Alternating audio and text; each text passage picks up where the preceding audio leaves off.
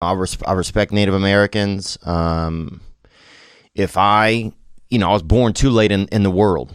If I was born earlier, I probably would have, tried to smooth things over a little bit better whenever, you guys kind of had the falling out with some of the whites, to be honest. I would have said, hey, let's figure this out, guys. But I think both of you guys are kind of high-tempered, it seems like. If I'm really honest, if I look back and some of the drawings, it seems, excuse me, a little belch or burp. I don't know which one is which. They're both disgusting. I feel like air is just kind of just raping my throat every time it happens. Oh, I hate that. But yeah, again, I want to apologize to any, I know we have some Native American listeners, some NALs basically, or something, we know what I'm talking about. We have some Native American listeners. I have Native American in me. Okay. I probably got half a pint.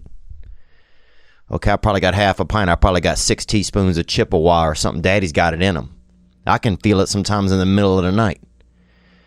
I'll hear something outside. I'll hear something about 40 paces away.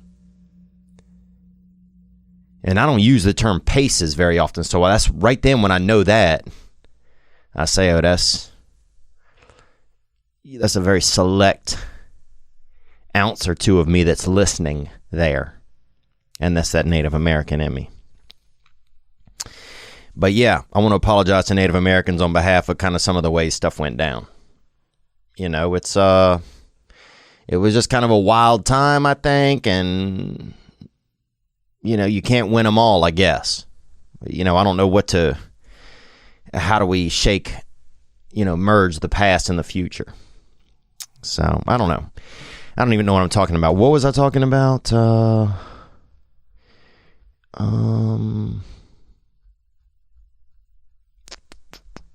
Shit. I don't even know, man. Oh my God, dude. What a week. What a weekend. My weekend was great. My weekend was tough. It was everything. It was an everything weekend. It was like one of those bagels that have everything on it. It just looks like your spice rack just took some bread and just did a damn gangbang on it.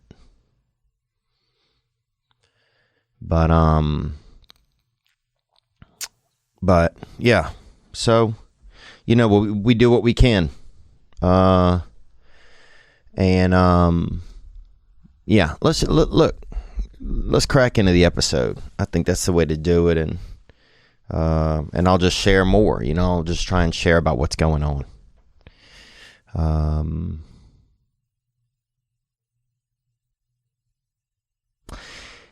Yeah, I need help sometimes. I need some help. Sometimes I need some help. So, and it's hard to say that. It's hard to say that I need some help sometimes. And sometimes I do. Let's get into this episode. Here we go.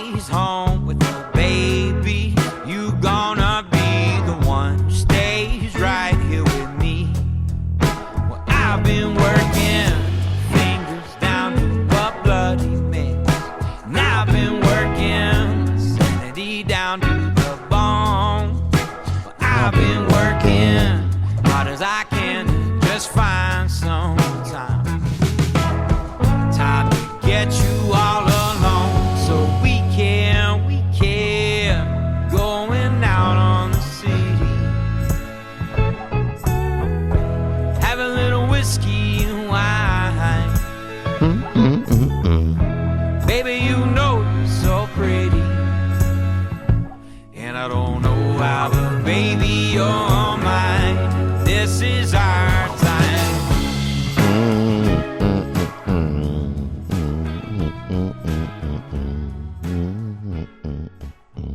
This is our time. And that right there, that's Grady Spencer and The Work. And they're hitting you with that hot tune right there. They're upgrading your ear stems right there with that hot tune. Grady Spencer and The Work, Our Time is that song. That listening piece. And we're here. We're moving in. It's October. You know, we're moving in and we're moving forward. And, you know, I had a tough week, man. I don't want to, I've just had a tough time recently. And I don't like to, it's hard for me sometimes with, to share how I feel and not sound like I am complaining or like am not, or just having a lot of self-pity. And it's hard for me to do, it's hard. I think it's become tougher sometimes on this podcast to talk sometimes about how I feel because I don't want to complain, and I don't want to be seen as a complainer. And it's interesting, as my career has gone on over the past few years and has gotten busier, I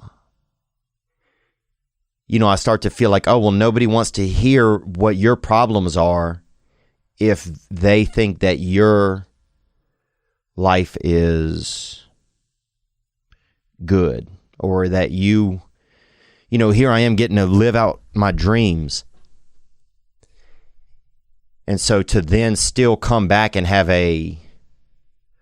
complaints, have uncomfort, that stuff I don't know, it's just hard. It's hard to share. It's hard to, it's scary. It's scary to share because I'm like, well, who nobody wants to listen to somebody complain that has that's like living their dream. It just doesn't. So it's just been tough, man. I just have not been feeling that good. I think especially about the past 6 or 9 months. And I try to talk about it sometimes, but I don't know what's going on. I don't know what's going on. And so, you just keep showing up. And, I just had a moment this past week and, where I was going to drink the other night. I was going to drink and, I don't know if I have a drinking problem. I know that I don't do well once I get hold of cocaine, I don't do super great. I do not do super great if I am doing cocaine. So the other day, I had the shows up in New Jersey with Trevor Wallace, and he's amazing, and it was great. And Francis Ellis, beautiful fella, tall fella too. I mean, tall, white. I mean, if somebody did something to the Native Americans, it was somebody he, probably somebody he knew or in his gene pool. If you drink a half cup out of his gene pool, you could definitely taste a couple Native Americans, losing their land. I'll say that. But one of the smartest and hardest working guys is Francis Ellis. No shortcuts with that fella, and so beautiful to just to see him and spend time with him and Trevor's I respect both those guys so much, and so I was happy to be out there with them. And the first show was amazing. It was one of my favorite shows ever. Out there in New Jersey, in the state of New Jersey, up there in northeastern America. And then the second show was it was good. It was all over the place, kind of. You ever look for something, you just can't find it? It was kind of like that a little. And that's my perception as well. You may have been sitting there and had a great time, but But, I like it to be just, I always want it to be perfect for everybody. And so anyway, I think everybody did have a great time, but anyway, that's just kind of how I felt about them. But that day was just rough, and I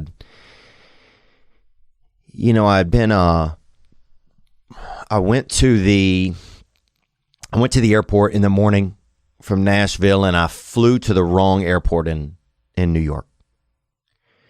And I flew into LaGuardia. And that's about an hour and a half away from the venue. Whereas Newark was about 40 minutes from the venue. So it would have been a lot easier. So I flew into the wrong airport, and I had to get an Uber. So I took an Uber an hour and whatever it was, hour and 40 minutes, hour and 20 minutes. It was a waste. And I was just stressed out, man. I just really, I've been trying not to drink for a while.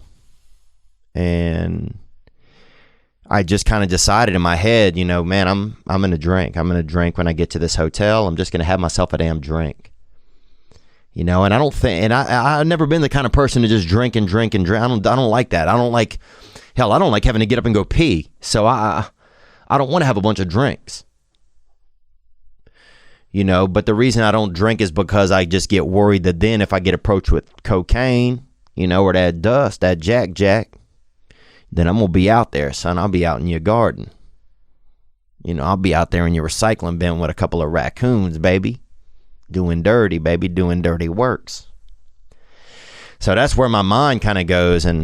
But I just decided, man, I got a hotel room at this place called Oyster Point Hotel. Because the place is kind of, it's kind of shitty. And I like that. It's kind of nice, though. It's like shitty nice, It's like that. Like, you ever been to a funeral, but they got like a thing of mints right by the coffin? Like a little snack bowl or whatever right by the coffin. Like a little, oh, yeah, Keith is dead, but also, have a mint. That kind of place. So it just had that kind of vibe. And anyway, I get there and I thought in my head, well, the whole time I'm riding there, I'm just furious. And the guy, the Uber driver, kept telling me he had asthma and about his journey with asthma. Dude. We got bigger fish to fry in the world right now than somebody having an asthma journey, bro. Maybe if you can't breathe well, maybe God don't want you round here. Have you thought about that, huh? Puff, puff. Maybe if you can't take a hit off the world correctly, maybe the Lord's looking for you. So anyway, an hour and a half of listening to, Captain fucking Camp Puff talk about his 65 years, dude was 65 years of lung issues, and he had crosses hanging everywhere in the Uber. There was a cross, there's a cross here. At one point I reached behind my ear and I pulled out a cross. Like I don't know if this guy lives, if he had a vampire as an ex-wife. I don't know what's going on. But the Lord, I guess the Lord was with us. For sure. It was an Uber pool. Because there's no way there weren't a couple of straight up disciples in the trunk. So I'm riding with this dude, Captain Asthma, and he kept pulling. Oh, this was the worst part. And I'm just thinking, oh, God. And I made it up to black belt. Oh, God. I was in Taekwondo for many years as a teen. Okay, well, good. So what I'm saying is this, that so I was thinking about drinking, and I'm thinking, okay, when I get to this hotel, they have a nice restaurant there. That's one thing. It's just, I really love a place that have a nice restaurant, nice place to eat. You're sitting looking right out the water. Beautiful. So you could be eating a fish and taste right where it came from. You could be eating a fish right there, having you a little bit of pond carp or whatever. You know, North African pond carp or something. You gutting down some of that, and you'll see its family member swim right up by the window and look at you. Just hit you with that one eye, you know. Hey, that's my dad, you know. And so I guess I kept romanticizing in my head, okay, I'm going to sit there. I'm going to have me some food. I'm going to have me some drinks. And I'm just going to relax, man. And so, anyway, we go. Oh, the guy kept having to pull over to breathe fresh air. The guy kept having to pull over to breathe fresh air in New Jersey off the turnpike. There ain't no fresh air. There ain't no fresh air by the turnpike, dude. Bring a bag of air from somewhere else. Fill up a balloon from damn Kansas or something and get that thing, get that thing trucked in or trained in.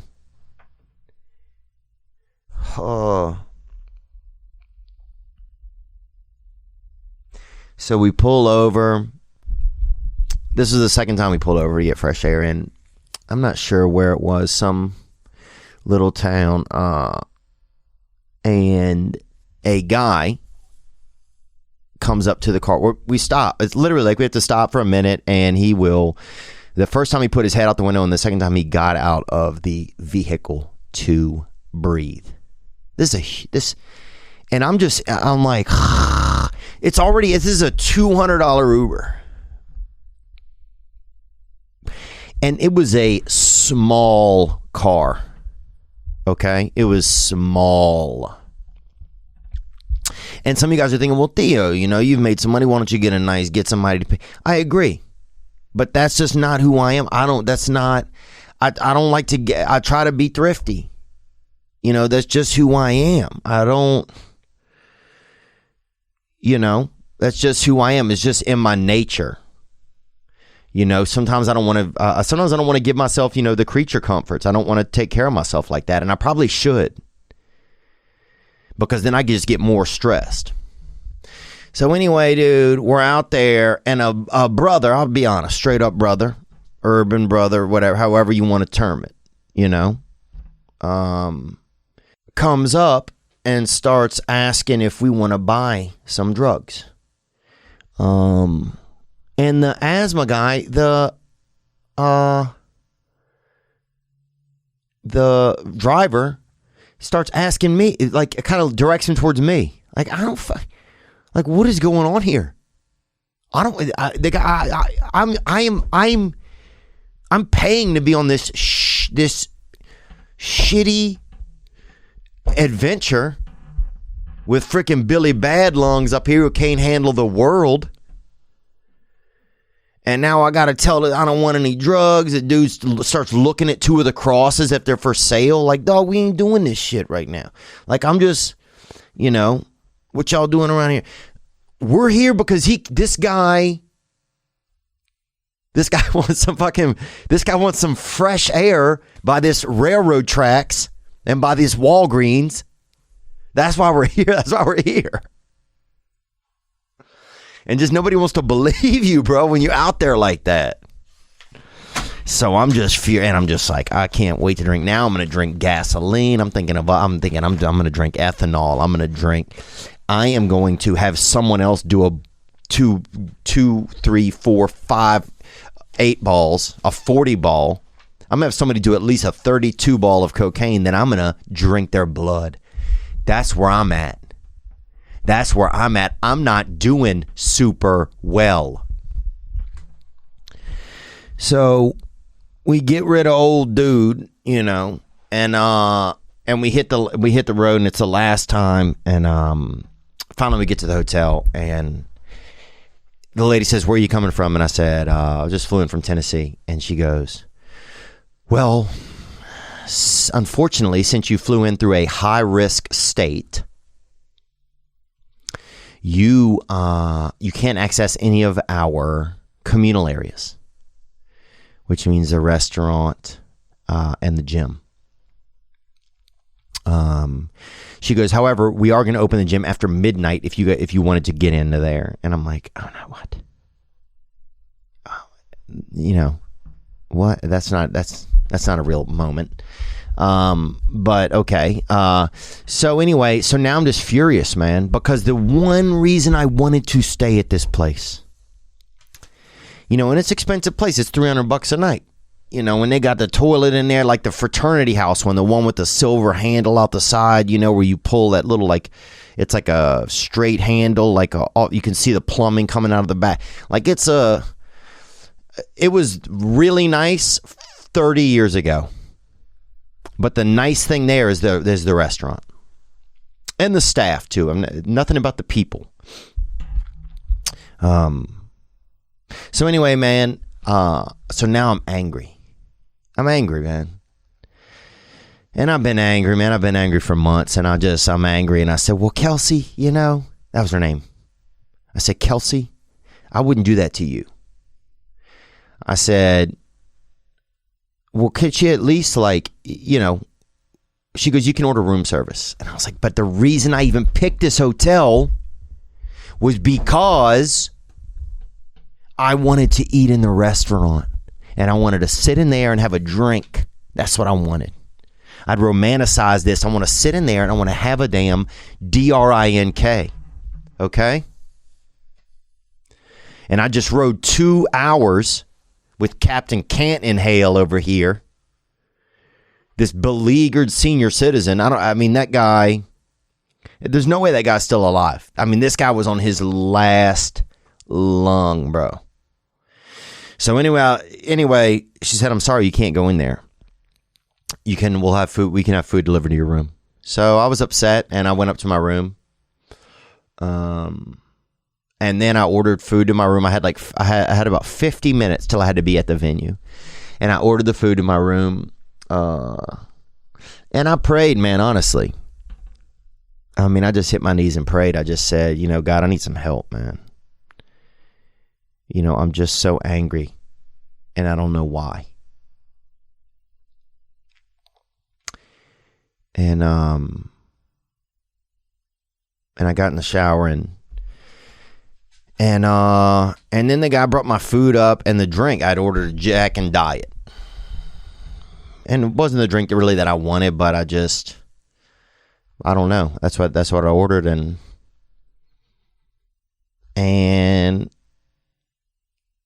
there was something about the fact that I had kind of romanticized the idea I'm going to drink, but I'm going to drink down in this nice restaurant. It's going to be, this look. I'm going to be able to look out at the water. It's going to be cool. I'm going to have the fish. His family's going to swim by. It's going to be kind of like a part of The Godfather a little bit. It's going to be interesting. And instead, the fact that I couldn't have the drink there in that place, like once it got to my room, I just didn't want it. And so I said, well, if I'm still feeling bad later, I'll have it. And I ate my food and went to the shows. And that was that. So, I only tell that story just because, I'm trying not to drink. And sometimes it's really hard.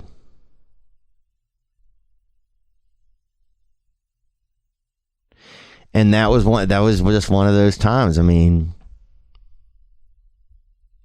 And I don't talk about it that much on here. I like to keep that kind of stuff sometimes separate because I don't want to have to every week report on how I'm doing with being sober or feel like I have to. Because it's my own journey. But it was interesting that it was interesting because then I got this perspective that, God's doing for me what I can't do for myself. Because if they would have allowed me to go into that restaurant, I wasn't even going to put my bags in my room. I was going to go sit in there. I hadn't eaten all day. I was going to go sit in there. I had 4 cookies on the plane. But I was going to go sit in there. And I think... And now I just here's what I'm saying is I realized at that moment I was like, that if I would have been able to go in just right into the restaurant, I wasn't even going to take my bags to my room. If I would have been able to go right to the restaurant, I was just going to go sit in there and order a drink. And I just, I'm just trying not to. And I guess I want to tell that story just, I don't know. I think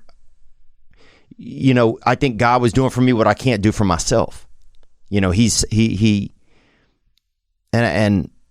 at first it made me so angry, but then I'm like, man, if that restaurant would have allowed me in, then I would have drank. I would have drank. And anyway, I know, that doesn't matter to some people, but when you're trying not to, and you just got so much anger built up and you don't even know why, it just gets, I don't know, it gets heavy sometimes. Elephants are a good sound. It just, I don't know. And so, the drink just sat there and it melted and I don't know. I'm not saying that I'm not going to drink sometime. I don't know what I'm going to do, but I just got to get some help. I just got to start feeling better.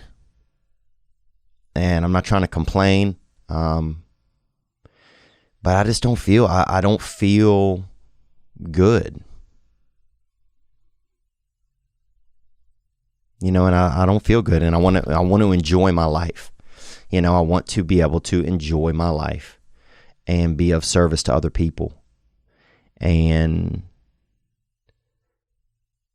I'm just having a tough time doing that right now because I don't feel great. So I'm not trying to complain. I'm not trying to have self-pity. I'm trying to take action. I'm trying to see a new therapist. I'm looking at getting a new sponsor through 12-step stuff. And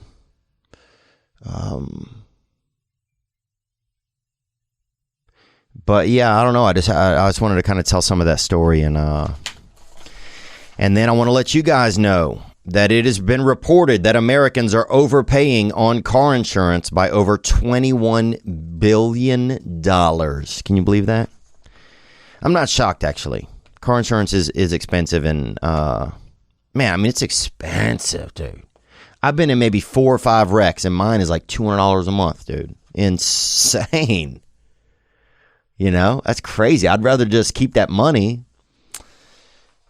No, I shouldn't. No, never mind. That doesn't make any sense. But anyway, when you're searching for a better deal, it can take hours and typically results in a barrage of unwanted spam calls. That's the worst.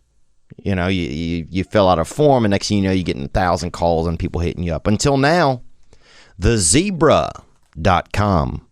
The Zebra is the nation's leading car insurance comparison site because it's the only place you can compare quotes side by side from over 100 providers and choose the best for you in 90 seconds or less. Who doesn't want that? Name 40 people that don't want that. You just answer a few questions on a simple, fast form, and they'll find you the best rates and coverage in your state. TechCrunch calls the Zebra Kayak for auto insurance. The best part is that it's completely free. You can save up to $670 a year using thezebra.com. So, to find out how much you can save on car insurance and home insurance, go today and start saving at thezebra.com/THEO. That's thezebra.com/THEO. Spelled THEZEBRA.com/Theo. So go find out. Go find out how much you can save. Get back out on the road and have the best coverage you can for the best price on auto and home insurance. Thezebra.com/Theo. Support the podcast.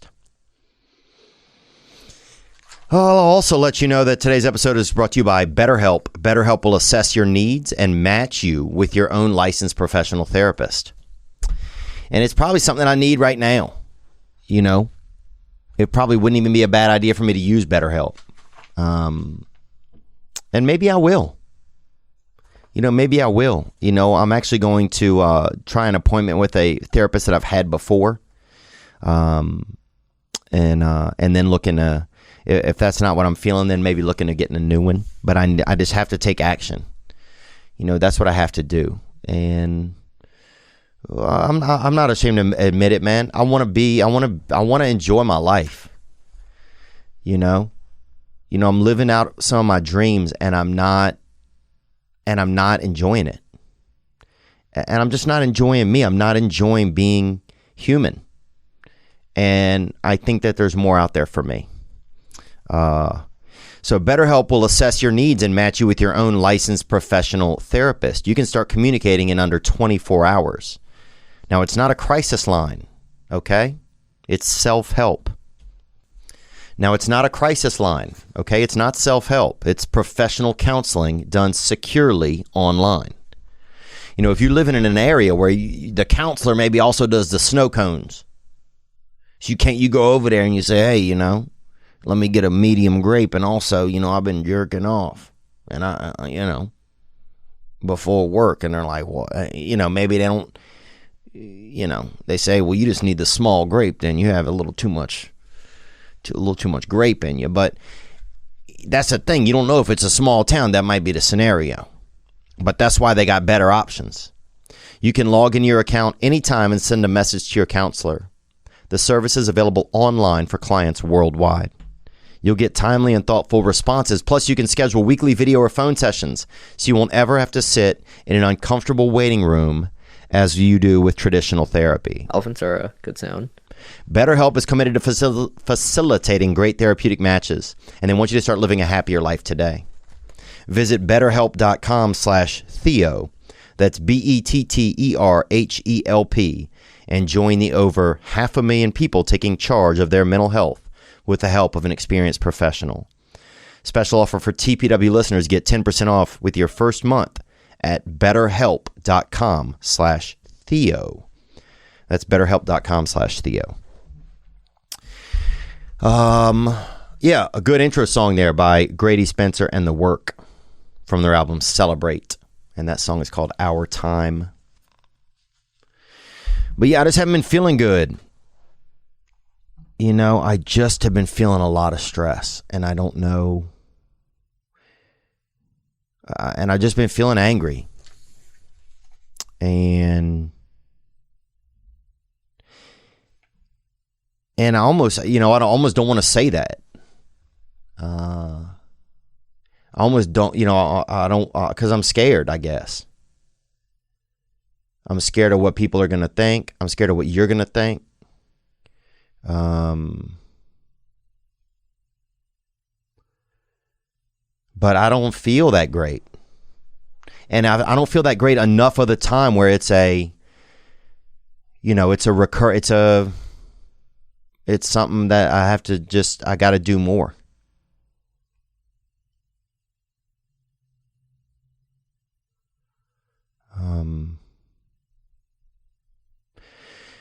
You know, so I'm going to try. I mean, I did some things today. You know, I went for a run in the middle of the day. I didn't want to, but I did it. I'm getting my blood work done, just check to make sure that everything's okay inside of me, to make sure, you know, just staying on top of that. You know, I'm going to go to an AA meeting later today, and just I spoke to some of my, you know, 12-step friends on the phone, and I think some of it is just too much of me. You know, a lot of my life has, you know, I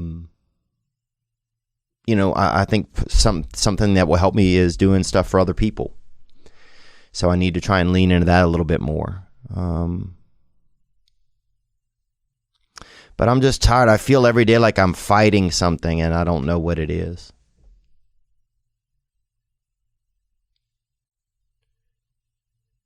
And I feel every day like I'm just constantly just pushing, trying to,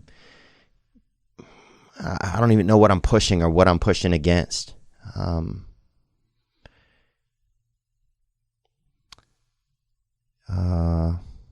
trying to explain it better. That's why I'm trying to feel it and share it at the same time. And I'm not trying to have self-pity on myself. I'm trying to be active. You know, I used to get bummed out for years, and I would just lay in bed, man, be sad, and sleep definitely helps.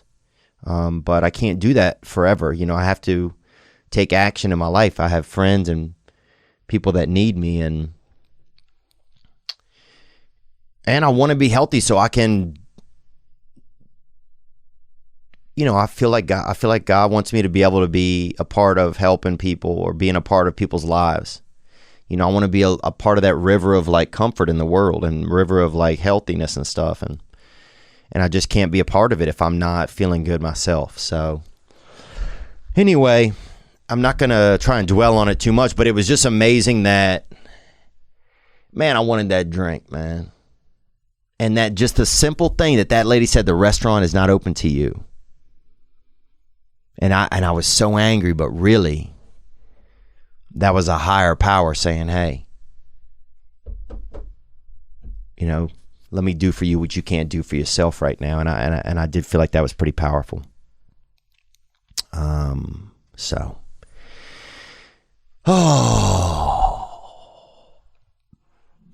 But yeah, I talked a little bit. Here, let's get in. Here, let's take a call or two. Here we go. Let me shut up. I just feel sometimes on this podcast, even I feel so bad just talking all the time because it's always me. It's always me. Hey Theo, this is Johnny from New Jersey. What's up, Johnny from Jersey, baby? And no relation to Jersey Mike's over there. And they got the sweaty meat. They got the meat that seemed glossy on the outside. Like somebody, parked a 84 Chevrolet over the meat for half an hour and left it running. And now it's got that slick look on it, gang. Just left your show. It was a great time. I think you're doing good making people laugh during these hard, rough times. I just want to say keep it up, and we all support you here. We had a blast over there. We were crying laughing. And we'll always support you, brother. So gang. Gang, man. Thank you, dude. That was real timely, and I appreciate it, man. Yeah, I think sometimes I just put all this pressure maybe on myself. I don't know. Like if I don't do something right the right way that people aren't going to care anymore. And so then it makes me kind of, I think, afraid to like do anything. If I'm not the right amount of funny or the right amount of serious or I just, I put this impossible, and I don't even know if I do it consciously. That's the thing. It's not like choices I'm making. It's like,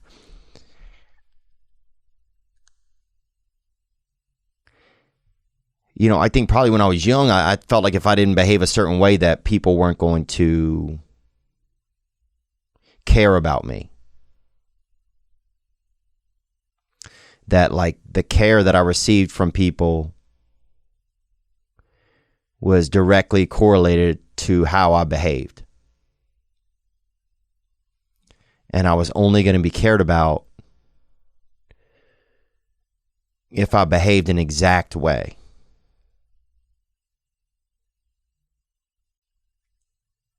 And I could never figure out what that way was.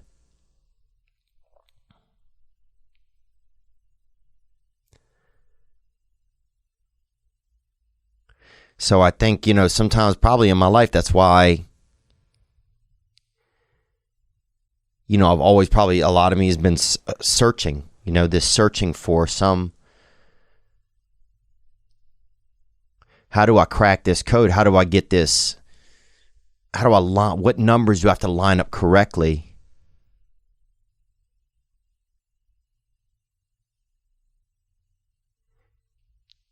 to get the care that I need,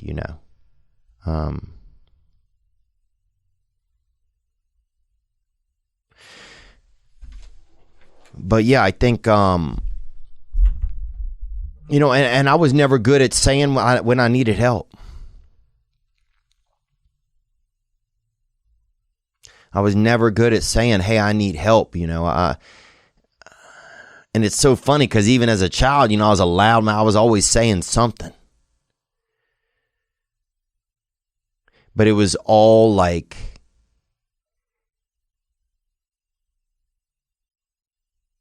it was all just hot air, man. The thing I needed to say was just that I need some help. I need somebody. I need to feel that somebody cares about me. That's what I needed it when I was young. But But I had that emotional asthma, man. When you think about it, I had that emotional asthma.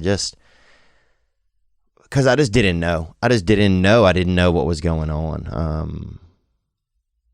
And I'm not trying to sound whiny. You know I keep saying that, but I'm not like, oh man, I don't know. Nothing's ever going to be good. I'm not feeling that way. I'm just trying to feel what feelings are inside of me so I can take some action.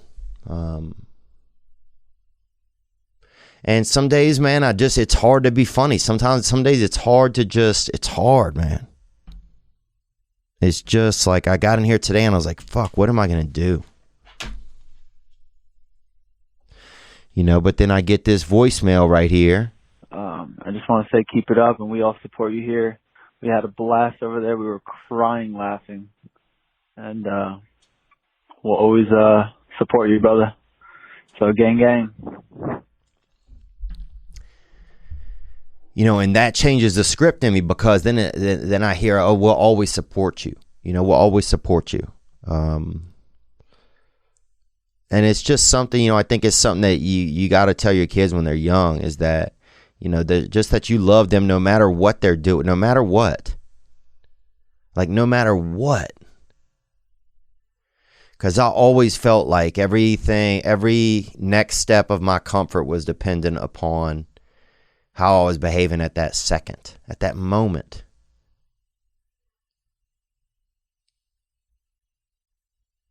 It was all so dependent upon like how, whenever my mom got home, how was she feeling, It didn't matter how I was feeling. However she was feeling, then that's how the night was going to go. There just wasn't room for my feelings. And so a lot of times I think when I was young, I just didn't have them. And so then that's why I have more of them now sometimes, because I think, feelings they're patient. They're real patient. But at some point they trying to leave the bus station. So I think some of them, I have them later on, and I have them now. And, yeah, I don't know. I'm just trying to think out loud, and, because a lot of people have said to me over the years that, Theo, I like when you share what's going on with you, because sometimes you say stuff that I can feel, and you guys do it to me, like this guy right here. Hard, rough times. I just want to say keep it up, and we all support you here. We had a blast over there. We were crying laughing, and we'll always support you, brother. So gang, gang. Yeah, it's just, we got a good group of support here, and I think it's cool, man. But thank you again for the nice message, man. I really, yeah. And I don't know why, this episode, just whatever it is, man. I'm tired. I'm just fucking tired. I'm tired of having to sometimes not just be able to be how I want to be. And I know that you guys didn't make it that way. I know that sometimes I've made it that way in my own head. I know that sometimes just the past, life, this work got busier the past year and a half. I was sitting yesterday talking to somebody and telling them that I went to a tour in Europe, and man, I hardly have any recollection of it. It gets, I hardly have any, things were just fast, just a lot. And it's a blessing. That's not what I'm saying. I'm just saying that that for a guy like me that feels a lot of stuff, it's a lot. It's a lot sometimes. But the best part, man, I will say the best part, it was such a gift, man. When I showed up over to the show, I didn't drink. I felt so good about myself. I said, man, I don't know how you did it.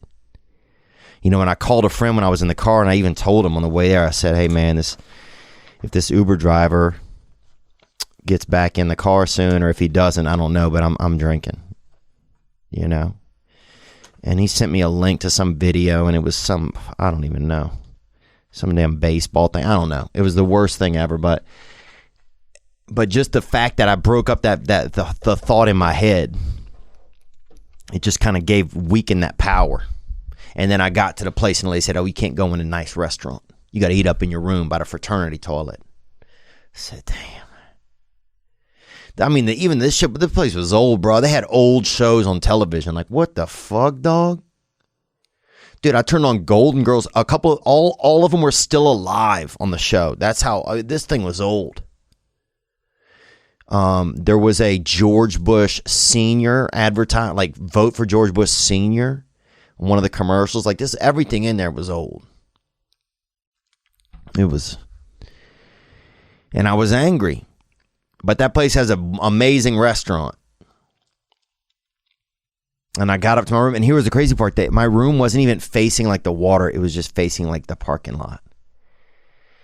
And I'm like, if this, good thing it's only 4 stories, I'd jump out the damn window right now. Good thing it's only 4 stories, and that's concrete. Looks, I could handle that. It was not concrete, it was asphalt. I could live off 4 stories in asphalt, I'll live. You can ask any gypsy that, I'll live there, dude. Kush, girl. But if I go 4 stories on the concrete, I'm probably not gonna, I'm not surviving. Oh, shout out to the dude too that came out to the late show in the wheelchair, man. And he had enabled legs. His legs was enabled by a dirt bike. A dirt bike had just did him dirty, and man, he had such a great attitude, man. He had such a great attitude, man. I almost wanted to just cut off one of my damn legs and give it to him. And then me and him could just 3-legged race around the world together. No homo, bro. You feel me, dog? You stay on your side of the leg, I'll stay on my side of the leg at night. But anyway. Well, I guess you couldn't do that. I guess if you gave, somebody a leg, but then, I don't know how that, but anyway, no homo, dude. 100%, bro. But also, dude, but if somebody is gay, then also yes, homo. I don't want anybody to think that I'm not, being cool to gay people or anything. So no homo and yes, homo, dog. Gang shit. What else? Here's someone else that came out to the show. Let's take a couple more show calls. Hey, what's up, Theo? This is Steve. Coming at you currently from the highway leading into Virginia. What's up, Steve? Out there on the road, baby. And I've driven out on the road, and I like to get me a little bit of caramel corn when I'm out there driving or riding, brother. Onward. Originally from Long Branch, New Jersey. You're actually just about 5 minutes from my hometown over there in Blue Grotto. Oh, yeah, we was out there by the dog track. And a lot, you could smell, you could smell a damn dachshund from the stage, man. You could hear the dog track over there. People betting on a dog and losing there's nothing sadder than somebody gambling on a damn dog track. Because the information, at least if it's a horse, you can get some information. You can get a little bit of intel on them. But a damn, somebody got, a Weimaraner, somebody got a Rottweiler Shih Tzu mix out there, and it's supposed to run in the 7th race. You know what I'm saying? But it hasn't had lunch. Like, you'll just get weird, like, oh, yeah. Peaky Blinder or whatever the dog's name is or something. He hadn't had lunch, and that's the kind of intel you get, and you're still supposed to lay 20-30 on a damn dog. I took a date out to the dog track over there in Tucson, Arizona one time out there, and she hated me. That lady hated me. She was an older lady, and I thought, well, what does an older lady want to do? Probably something, advanced, So I thought gambling, and I took her out there and bet on the dog. Bet $6 on this dog, $9 on that one, trying to show out a little. And I bet 9. And both them bitches lost, and then that bitch left.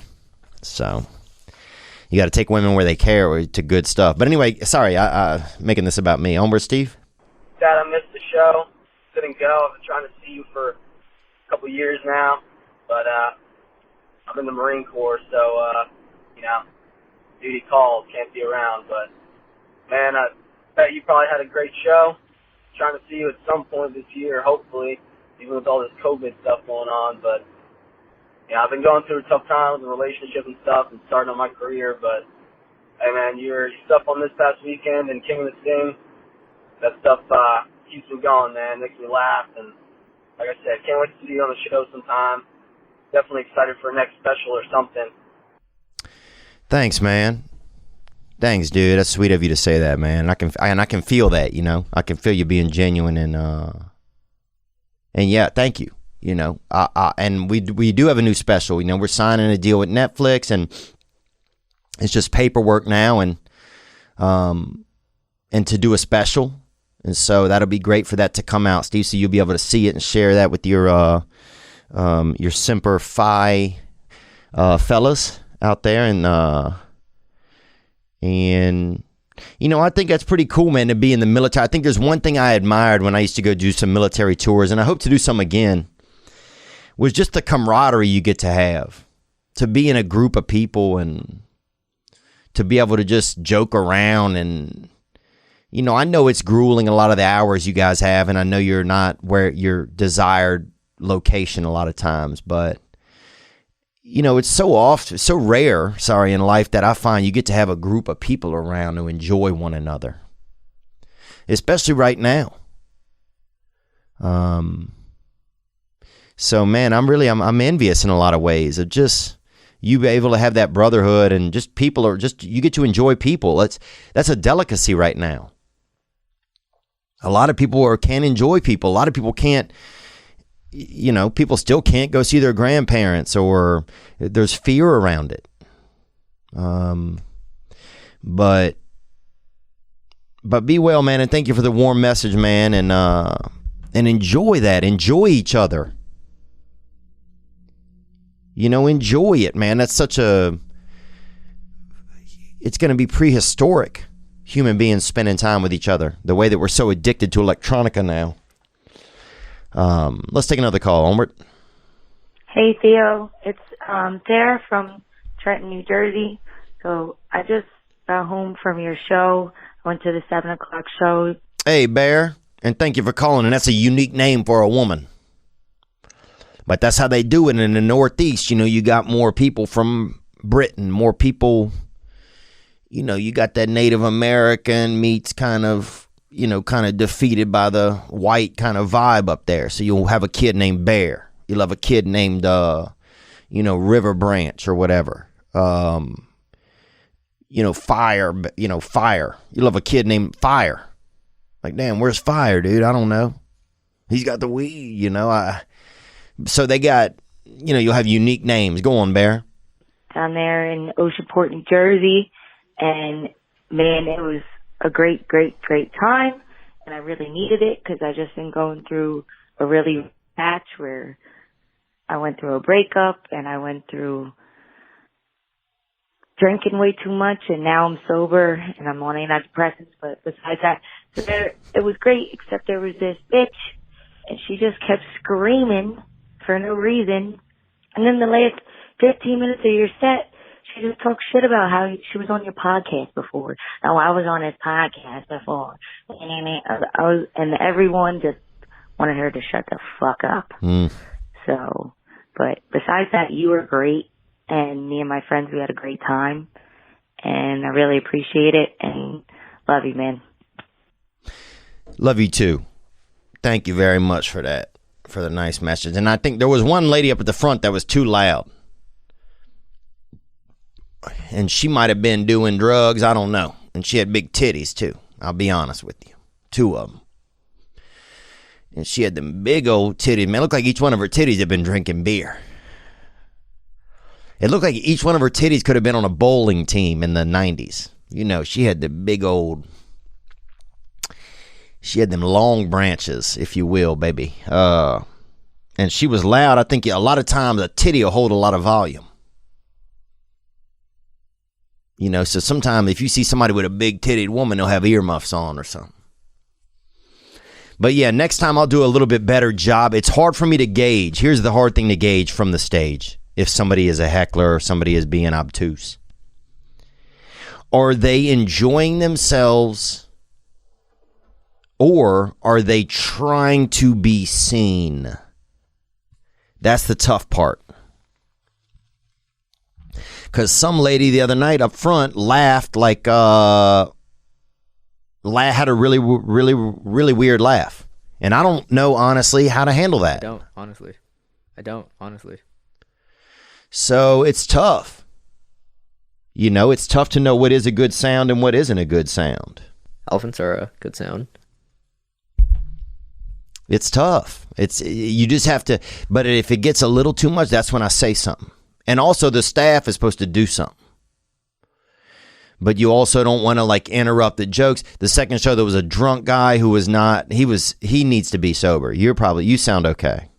That guy probably needs to tighten it up because he just was, the show, he made it about him. But maybe not. Who knows, man? But thank you for the warm message, you know, and that's the thing. It's just like sometimes I don't want to drink because I want to be able to be there for somebody if they're having a tough time or something. I want to be able to say, hey, man, I'm here and I'm available and I'm of right mind right now so I can be a part of, I don't know. I just feel like it's hard for my higher power to use me if I am all fucked up on that gas or whatever. But that's just me. Some people can do a bunch of coke, you know, and raise a family. I'm reading the My Pillow guy's book right now. That dude's smoking crack and making pillows. So if that ain't, I mean, that sounds like community college. So there's ways to do it is what I'm saying. But I'm glad y'all came and I'm glad you laughed. And I'll tell you this, that first show, I'll put this on anything. It might have been the best show I've ever had. Man, it just, you know, sometimes I just feel, and that's the crazy part, I don't feel bad all, sometimes I just feel great. But this impending feeling, that's what I want to get out of me, you know? And I want to let you know too, man, that we recently got the website redone, theovon.com, and you can check it out. And I'm sorry for just talking about myself a lot on this episode. I really am, you know, but that, you know,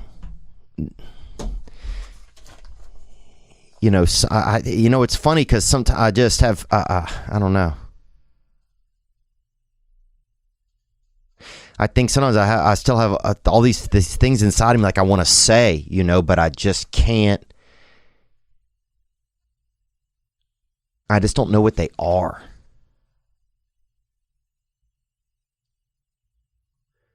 Like I have this feeling sometimes like there's like I want to say things in my throat and I just don't know what they are.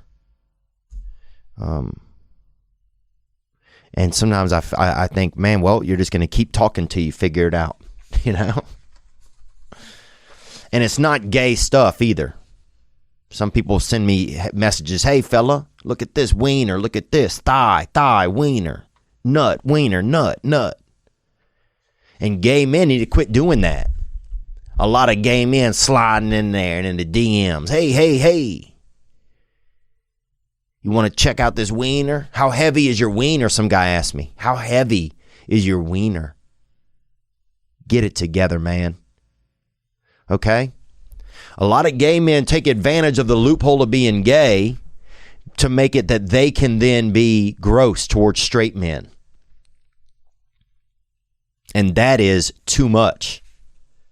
Man, send me a message. How heavy is your wiener? I'm not scaling my wiener, man, and I'm not telling you, sir, okay, buddy? You're being nasty. So, anyway, I had to say that. But what I'm telling you is we got the website redone, theovon.com. And who did it was a company called Modify. Just finished the new site. The process, no joke, was effortless. That's what I like. The turnaround was swift. I don't have to do anything. It was almost like magic. It was almost like too good to be true. Modify has a new plan that rivals any other option on the web market. They provide a subscription-based professional web design service for the cost of your old cable bill. That's right. For just $249 a month, you will enjoy the relief of creating your new website, easy process, quick turnaround, and an evergreen site, and the convenience of having a personal web design team assigned to your account to handle all of your ongoing website needs. Modify's plan includes unlimited updates, unlimited support, easy editing tools, and future redesigns. No cost to build, no contract, and they do it all for you. Only $249 a month. Get yours today at Modify, modiphy.com/Theo. That's Modify, modiphy.com/THEO. There's no F in Modify. These guys don't F around. You feel me, gang? Modify. Change is good. What else can I tell you about, man? And I got to recognize too. A lot of people are feeling, rough. It's a rough time. There is a lot of, we don't have the regular things. I was talking to Maurice Claret the other day. And man, I really, really admire that guy. He has so much solution in his brain and in his heart, and he was saying, one of the reasons people are all so antsy right now, he thinks because nobody has anything to do. There's no sports to watch. There's no outlet. The only teams that have been playing this whole time have been political. So everybody's getting on one or the other. So it's interesting. And I thought about that. People have become more fans of politics. We've become more it's become, without other sports and other things, politics has become the thing to be a fan of. I like this quarterback. I like this quarterback. Oh, the backup quarterback's, is racist. The backup quarterback's racist. There's people are becoming fans of politics and becoming activists. That's one thing. I feel like we've all become such addicts to all of this junk that is then making us be angry about stuff that I don't know if we're really angry about.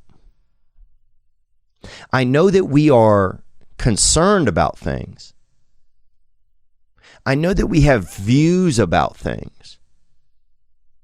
But I don't know if we're really angry about things. So I really question the side effect of just all the snippets and all the information and the constant barrage of information and the effect that has on us.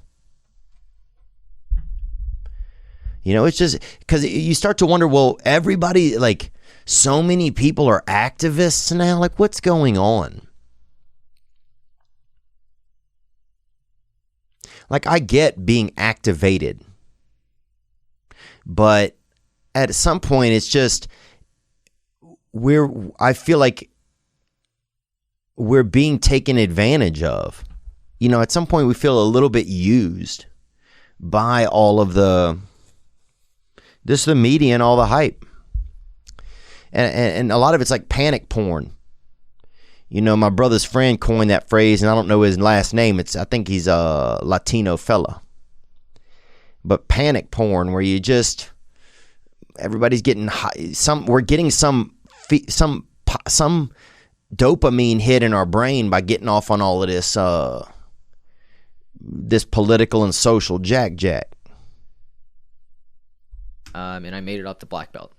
Dang, dude, I'm not sure. I don't think so. I don't, honestly.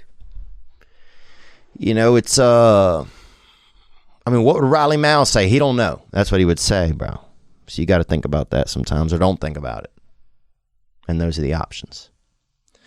But yeah, I just start to wonder, well, if I'm more stressed out than usual, if there's more, what's going on? What's causing me to feel this way? So let's hear another call or two that came in. Here we go. Hey, Theo, Riley, this is Ray. I'm from Ohio, but I live in a little town called Wheeling, West Virginia. Oh, yeah, that wheeling feeling, baby. And I got offered sex by aunt and a niece one time over there. Adults, both. Both of them adult sex offer, okay? And I know we've both had that wheeling feeling. Yep, and that's pink eye also. And it's a dangerous thing. You know, if you hold on to that feeling for too long, you're going to end up doing some methamphetamines in the back of a 7-Eleven. Amen, baby. Hey. That's a guarantee. Maybe get an STD by the slurping machine. Can't But say I have. I just wanted to call in and say I'm a huge fan. You make my day a little better every day. I'm a coal miner, and I don't know that you've had any coal miners call in, but I wanted to say that it's a tough job. It's a rewarding job. I just wanted to say if there's any questions about coal mining, please reach out. I'm a huge fan of the show. Thank you for everything. Thank you, brother. I appreciate it. And maybe we do have a question or two about coal mining. And if I think of what they are, I'll let you know. But right there, you got to think about that. Somebody going in the earth and getting something out of the earth, helping it out. And that's really, you know, I'm not trying to be racial here, but that man goes into the earth and gets something black and helps it out of the earth. So that's pretty cool. That's pretty helpful. You know, it's just pretty cool to see that. You go down there and you come up with a bucket of black, a bucket of positive blacktivity, you know, that coal, baby. And I love a coal. I love a briquette. And we actually had a black kid at our school when I was growing up, Briquette Lawson. And he was beautiful, actually. He could have been a male model, actually, but he just was, he wasn't doing all of that shit, man. He didn't like a lot of shit like that. He liked more just regular shit, McDonald's and shit. Let's take another call. Here we go. Hey, Theo, this is Cole from Texas. What? And that guy's name is Cole? That's baffling. That was totally unplanned. There you go.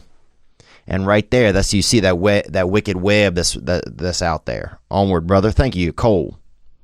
Name after a briquette. I'm just calling to see if I can maybe give you a little encouragement.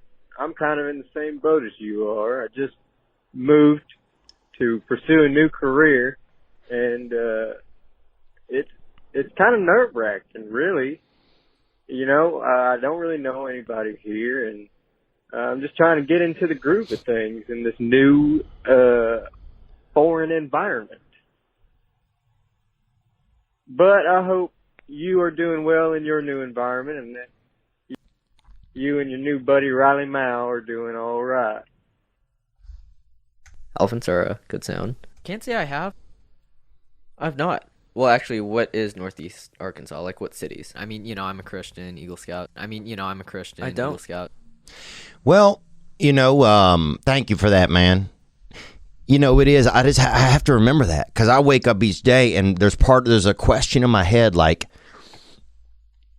why isn't everything perfect? You know, and I'm not even asking the question. There's some invisible thing in my head every day that's asking this question: why isn't everything perfect? Why isn't this done? Why isn't this done? Why isn't this done? Did you do this? Do you do this? And it's like I don't even hear it, but I still. It's like it was asked to me decades ago, and it still echoes. So I think always when I wake up, I immediately just feel like, oh, there's so much I haven't done. There's so much I have to do.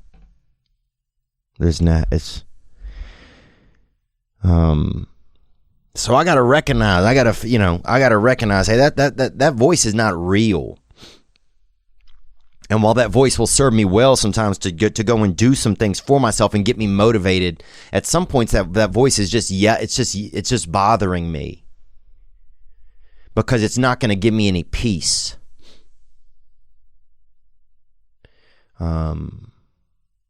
But man, I'm sorry that you're struggling with it, man. You know, some things I did do to stay busy. I joined the MMA gym. I now have 4 bruised ribs. Some guy named Alex or Alexis or something. I don't know what his name was. Oh my God, dude. This guy, he might have eaten 2 of my ribs, dude, when I wasn't looking. This guy did me up. So that is a lot of pain. I went and saw Tim Dillon perform 2 times. So that was really great. I'm just trying to get some guests onto the podcast, trying to get Morgan Wallen to come in. I'm a fan of his music. He's a musician, musical man. We have a trucker next week coming in, female trucker, a vadrucker, a lot of them people will call it. Beautiful lady, decent lady. So, yeah, so just thanks for thinking about me, man. And I'm thinking about you, brother, and I wish you well in that new environment. And just, yeah, it's so funny, man. It's like I can offer you suggestion, but it's like I can't hear it for myself. Isn't that so crazy? It's fascinating, man. This thing that we're part of. All right, let's hear another call that came in here. And sorry to just keep going to calls, but I just, I want to get some of you. I'm just tired of listening to myself sometimes. Here we go. Hey, Theo. My name is Chance. I'm from Albuquerque, New Mexico, and I'm currently I'm driving through Amarillo, Texas right now. I'm headed over to Bentonville, Arkansas for a new job. Now, Bentonville, Arkansas, home of the largest Walmart and first Walmart ever. So if you think about Walmart, think about Bentonville. Onward. For a sales job. And I'm just kind of taking this huge leap of faith. I'm listening to some of your podcasts, and I just got the urge to hit the hotline. I'm feeling a lot of feelings right now. One of them is that's really strong is just hope and hope for a better life, hope for to be successful. Like I said, I'm 23 and I haven't done much with my life. I just got sober about almost 3 years ago, so my life has just been getting so big. Mm-hmm. And I don't know, maybe if you have any advice for me, starting something new. I know that you've traveled, you made a big change traveling over to California, and now you just made another travel, down there to. Well, thanks for the call, man, and not to cut you off, but I did, but yeah, I think what you're doing, the long term of it is. You can't see it now, but in the future you'll see. Wow! Just by making moves, it allows you to be less inhibited when you need to make other moves. So in the future, when an opportunity comes up, another move or an opportunity to take a leap of faith in love or a leap of faith in friendship or in a different realm, even besides employment. That the experience you have had right now, that'll resonate within those other fields. And so you won't even know. You're like, oh, wow, I took a leap of faith here. I took a leap of faith there. Hell, you can become a damn long jumper of faith if you leap enough, man. And that sounds like what you're doing. So 23, you're trying a new city, and that's a lot, man. And I need to be patient with myself. I get at home and it gets late, and the place is a mess, and it's not even my place. I'm just renting it, and sometimes things just feel like heavy, man. And I just need to get some help. When I need help, if I need a therapist, if I need a house cleaner, if I need an assistant, I just have to I got to ask for what I need. I was talking to my brother today, and man, I never really ask for what I need. I never say, hey, this is what I need. I don't say it in relationships. I don't say it in friendships. I don't put down those, hey, look, this is what I need. Because I don't want to step on any toes. I don't want to. But it's funny, I just won't put any, hey, this is what I need. Hey, this is what I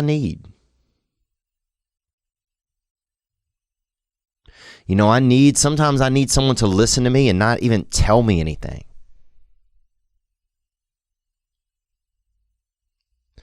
The other day I was talking to my brother and I was just telling him I've been having a tough time and just, and I'm lucky. My brother's worked in like youth therapy and stuff like that. And at the end of the call, he said, hey man, if you want, I'll just sit on the line with you for a little bit and not say anything.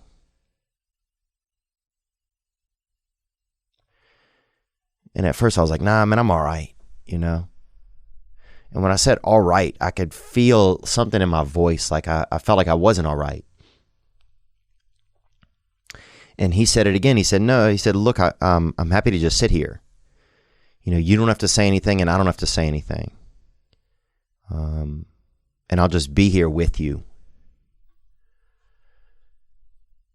If you need, I can just be here with you.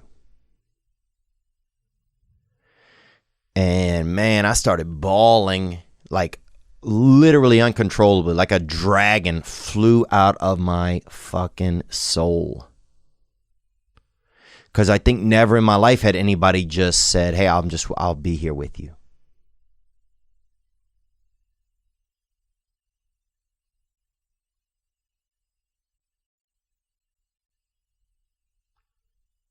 I'm not going to give you any suggestions. I'm not going to give you any.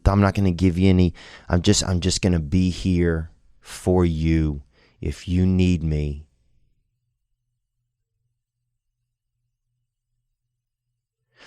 And it was powerful, man. It was, and I had no idea in my whole life how much I needed that. Just even it was, and then, I was like kind of sobbing and it's some of this shit, no homo, bro. Some of the shit's kind of, it's tough to say. I'm not trying to sound like a little bitch, but I'm trying to sound like, I don't get, whatever, dog. If you're still listening, bro, you part bitch, same as I am, son. You probably about 11% bitch, you feel me? But, and then I was like, oh, thanks, man. I'm good. I kind of got my composure. And then he said, are you sure? And I lied. I just said, yeah, I'm good, and I wasn't good. I didn't feel, and he goes, oh, I can still, he said, I have like 10 minutes. I can just sit here with you. And man, I just fell apart again. I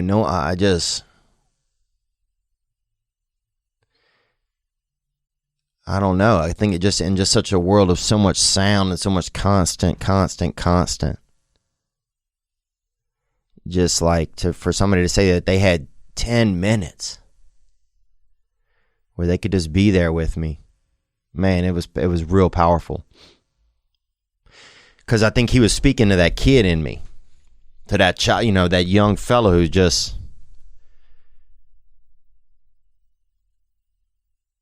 hey, I can sit here with you without any judgment, without any concern, not concern, but with just concern, with just time. I can sit here and you just know, the only thing you need to know is that I'm here for you.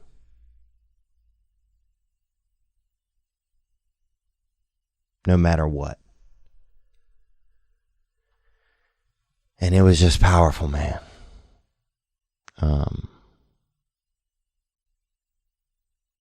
So the hotline, as always, is 985-664-9503. I'll be back in with Riley Mao maybe next week. We got that female trucker coming in. I'm excited about that. We're also looking for if you know somebody who is a unique death person, death, like a lifeguard, but at a funeral. You know what I'm talking about? Like a Margit? What is it? A magician? A magician? No. Magician. somebody that like, hey, here's the body, that guy, like Howie Mandel, but for like death. Mortician. If you know somebody of a mortician, do you? No, not at all. If you know somebody that is a decent or a unique mortician, we would like to speak with them.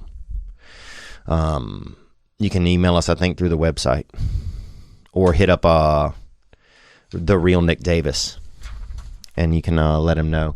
Preferably around Nashville or Los Angeles, or within a flight distance, somewhere close. But all right, one last call that came in. Here we go. Hi, Theo. I just finished eating a McDonald's breakfast griddle bacon sandwich. Oh, dang. So you living high on the hog today, literally. Onward, little mama. And I really liked them. I started eating them after I heard a show on Howard Stern. And now it's one of my favorite things to get at McDonald's. Unfortunately, we can't get it after 10:30 a.m. So my next favorite thing at McDonald's is the filet of fish. But I always want lettuce and onion on that sandwich. So my question is, what's your favorite fast food spot? Well, look, ma'am, I love you. Hey, I'm going to tell you that straight up. And I'm here for you.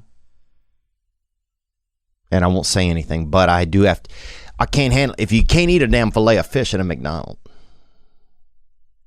You can't eat a filet of fish at a McDonald's, mama. That ain't even fish in there. That's trans oyster or something they're using, or, they're not using fish meat. That ain't damn fish meat. They're that's something else. They're doing something nasty. You can't be having I can't, if I'm trying to talk to a lady and she have a bite of filet of fish on her lip. Come on. Your children can't even love you if you're sitting around with a bite of filet of fish on your mouth, on your breath. Who do you love? People can't love you if you eating filet of fishes, lady. They can't love you. And they can, but it's going to be harder. It's so hard to love a woman when you see her with it. You go in her car and she got a couple, you open up to get the glove compartment thing, to get a lozenge or something for her, and a damn filet of fish wrapper freaking rolls out. Like a dang tumbleweed, just. It's hard to love somebody that's on them filet of fishes, baby. You know that. And if you don't, then you know it now.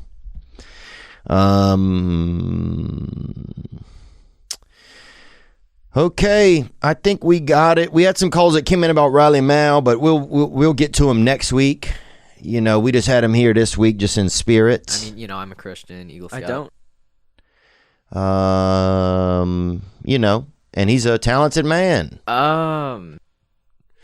So we'll figure it out. We don't have to figure it all out today. That's what I got to remind myself. Is we don't have to figure it all out today, and we don't have to figure it all out alone. And I feel a little bit better than when this episode started. I'm gonna even see if my dang therapist emailed me back. I'll check right now. Nope, not yet. But there's an AA meeting in 5 minutes online that I can jump in. And as much as I don't want to, I want to go do something else. I want to do my bookie, bet on a night game. I want to do this. I want to do that. It's probably what I need to do for myself. I got to get active in taking care of how I feel. Instead of just being reactive to it all the time. If I'm going to feel this much as I do, I deserve to have some control over it. So, Anyway, thank you guys for coming out there in New Jersey. Both shows were great. I just felt like the early one was more tame. The second one, when people was drunk, people was out there drinking each other's blood. You know, somebody's out there. They had some guy came out with a, we had another guy that came out. I guess he had a fake hand or something. He'd lost a hand. He'd lost a hand. He, some guy, he was throwing dice, and mowing the yard at the same time. And he caught a blade. But he left his hand there, some guy. So that's wild. You go home and you can't even, I guess he drove home with instead of 10 and 2, just 10, maybe just locked in at 10 or something. Unless he just taped his arm to the wheel on the other side at 2. But that's, some guy woke up, he don't know where his hand is at. And they got a bucket of beers, 5 empty beers in a damn cold hand. I think at least for what we do, like for AI, the new administration is really excited about it and wants to make sure that we get it right as a country. So that was all great, but it was kind of a crazy, the whole event, everything was pretty crazy. I don't know, what'd you think? I mean, when I saw Conor McGregor show up, that's when I was like, where are we? That's what the most bizarre. I mean, you were there, Sam Altman was there. I was just it was like, what happened here? And part of that's because Alex Bruchowitz, Totally, yeah. I mean, it's all because of him that we all went, but just the fact that he would bring these people together, it kind of makes you question. Crossover. It's like in those TV shows when you have those crossover episodes. Yeah. That's kind of what it felt like. Yeah, when the Harlem Globetrotters, and it would be them versus the Care Bears or whatever would show up. Exactly, and you're like, this seems... some cross-pollination. What'd you think when Connor showed up? Was that strange to see him? Was there somebody you thought that was strange, unique to see there for you? Well, yeah, I mean, you, Connor, the Pauls, I don't know, the whole thing was pretty crazy. I see Sam all the time, and I see some of the tech people all the time. I mean, it was funny crossover, and it was obviously so many people flew in to be able to go to the outdoor inauguration, right? Yeah. And so, I mean, there were so many people in the city. We ran into them, obviously, but there were so many people in DC who were just around for the inauguration. So it was a... Yeah, I didn't even think about that. There was a couple 100,000 people probably that just got kind of displaced in a way. And suddenly they're just in bars or whatever, just buying there was people I saw walking just adult onesies and shit that said Trump or on the, just crazy shit. Yeah. Yeah, thanks for coming in, man. I'm excited to learn about AI. I know that that's a world that you're in. You're in the tech universe. And you're from New Mexico, right? Yeah. And so when you grew up there, did you have a strong sense of science and technology? Was that part of your world? Did your parents lead you into that? What was just some of your youth like there? Yeah, so both my parents are physicists, and there's a... Oh, damn. I grew up in this town called Los Alamos, where there's a national lab there. Did you watch Oppenheimer? Yeah. Yeah. So all the New Mexico shots in Oppenheimer, that's exactly where I grew up. Oh, dang. So it was originally where all the scientists came together and did all the work in the atomic bomb. And there's still this huge lab. That's basically everybody I knew effectively, their parents worked at the lab or somehow affiliated with the lab. It's like Nukeville over there, huh? Nukeville. Yeah. Is it scary like that? It was... Does it add a level of mystery? Is your prom last night under the stars or something? There's this one museum. Well, the funny thing is first you hear this, you learn the story of the atomic bomb and the Manhattan Project basically every year growing up, because there's always a day or a few days where there's a substitute teacher and they just play the videos. So you're just an alcoholic or something. yeah. A recreational user, we'll use that term. That's crazy that just every year you guys have just blast it Thursdays or whatever, and it's just... Yeah, you're learning again about the Manhattan Project, and then there's a little museum in town, which is you walk through and there's a life-size replica of the nukes. So it's pretty wild, yeah. And where did they drop the atomic bombs on? They dropped them on Asia, right? Hiroshima? They dropped them in Japan. Yeah, Hiroshima and Nagasaki. Is it crazy being semi-Asian, part Asian? Yeah. My parents are Chinese. Oh, nice, man. Is it crazy being Asian and then having that happen to Asian people with the bomb? Like, is that a weird thing there? Or it's nothing. No, I don't think so. I mean, I think the thing is like, so I didn't grow up with very many Asians because in that town it was, it's in New Mexico. There's very few Asians in New Mexico. So I was one of the only Asian kids in my class growing up. And so I didn't think that much about it, honestly. But then but it is super weird. You grow up and you learn about this very advanced technology that had this like really, really big impact on the world. And I think that shaped. Yeah, it's like the scientific John Jones over there, really. He's New Mexican, isn't he? He lives in Albuquerque. Yeah. Oh, he does? I think he does, yeah. Oh, sweet, man. Yeah. Oh, yeah. So you're there. There's this energy always there of this creation, and so probably the possibility of creation maybe was always in the air. I'm just wondering, like, how did you get formed, kind of, like what's your origin story, kind of? It was super scientific because there were all these presentations around what were the new kinds of science that were going on at the lab. So there's all these chemistry experiments and these different like earth science experiments and physics experiments. And my mom studied like plasma and like how plasma, worked inside of stars and stuff like that. So it was just the wildest stuff. And you would talk to I would talk to my classmates or I'd talk to their parents about what they're working on. It was always some crazy science thing.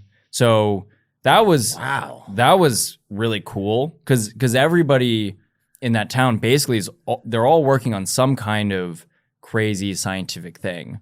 And so you kind of, I feel like I grew up feeling like, anything was possible in that way. Like, yeah, because the rest of us in other communities, shitty communities or whatever, we're just making that volcano or whatever. You know what I'm saying? We're doing like grassroots level bullshit, Dang, that's got to be wild.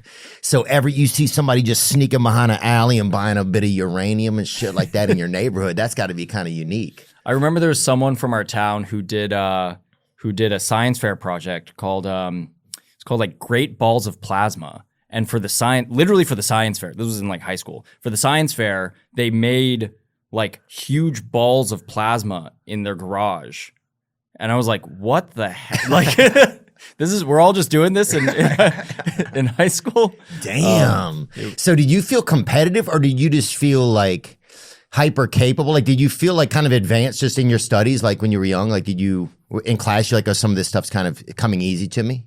I ended up, what I did is I ended up getting really competitive about math in particular. Yeah. And so my sport was math, which is kind of crazy to algebrazy, son. I know, I feel you. And it was because when I was in middle school, when I was in 6th grade, there was this one math competition where if you got top 4 in the state of New Mexico, then you would get an all expense paid trip to Disney World. And I remember as a 6th grader, like that was the most motivating thing I could possibly imagine was like an all expense paid trip to Disney World. Yeah. And then did you win it? I won it. I got 4th place, so I snuck in there. Qualifier. Snuck in. Yeah. And then we went to Florida to Disney World. And I hadn't traveled, like I didn't travel around too much growing up. Like I mostly was in New Mexico and we did some road trips around the Southwest. So I remember getting to Florida and it was extremely humid. It was like, I never felt what humidity felt like when I landed in Florida. I was like, oh, this feels bad. And then it definitely does. Yeah, it's funny because I grew up in humid, dude. Like you try to shake somebody's hand, you couldn't even land it because there was just not enough viscosity, just too much lube in a handshake. You'd sit there for 10 minutes trying to land a handshake, Everybody was always dripping, all the time. You always thought they were scared or something, or they were kind of geeked up off a gas station dope or something, but people were it was humid. Yeah, you get really humid over there. So then I became a mathlete. That was like a big part of my identity was being a mathlete, and And you have to wear a vest. Like, what do you guys do? Is there a uniform for that? Or well, you need you have a calculator. Okay, so everyone had their favorite calculator. Okay, you got that Draco on you, baby. I feel you keep strapped. Yeah, you stay strapped at that thing. And then, But outside of that, not really. I mean, like everyone had their favorite like is pencil. You know, your pencil, your calculator, that was your gear.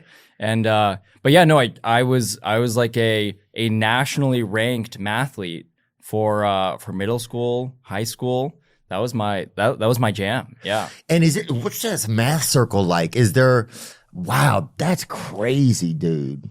So you go to what? Are there competitions you go to with that? There's competitions. Yeah. There's like state level competitions. There's national level competitions. There's like these summer camps, math camp. I went to math camp a bunch of times.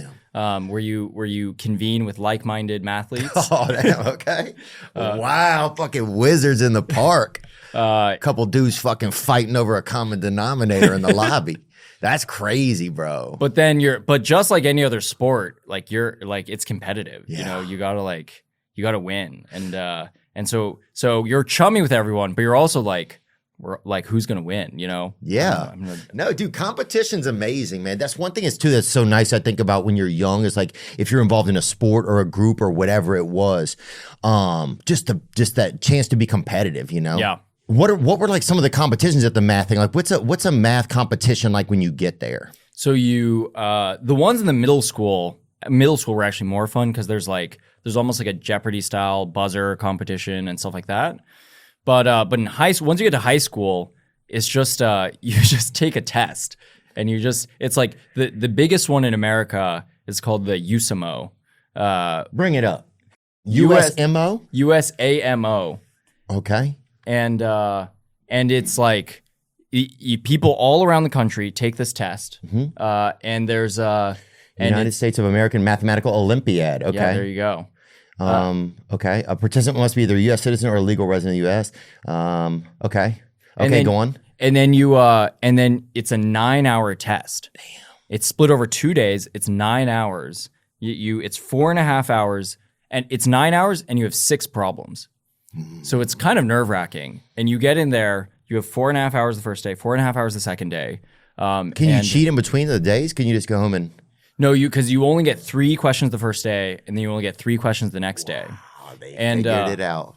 I remember the first time I took it. I was in 8th grade. First time I took it, and I was like so nervous, and I brought a thermos full of coffee, and I drank so much coffee that like those 4.5 hours felt like a year. It was like I was so jittery the whole time. It was crazy. Dang, you out there rattling, brother. Oh, integers make me rattle, brother. I feel you on that.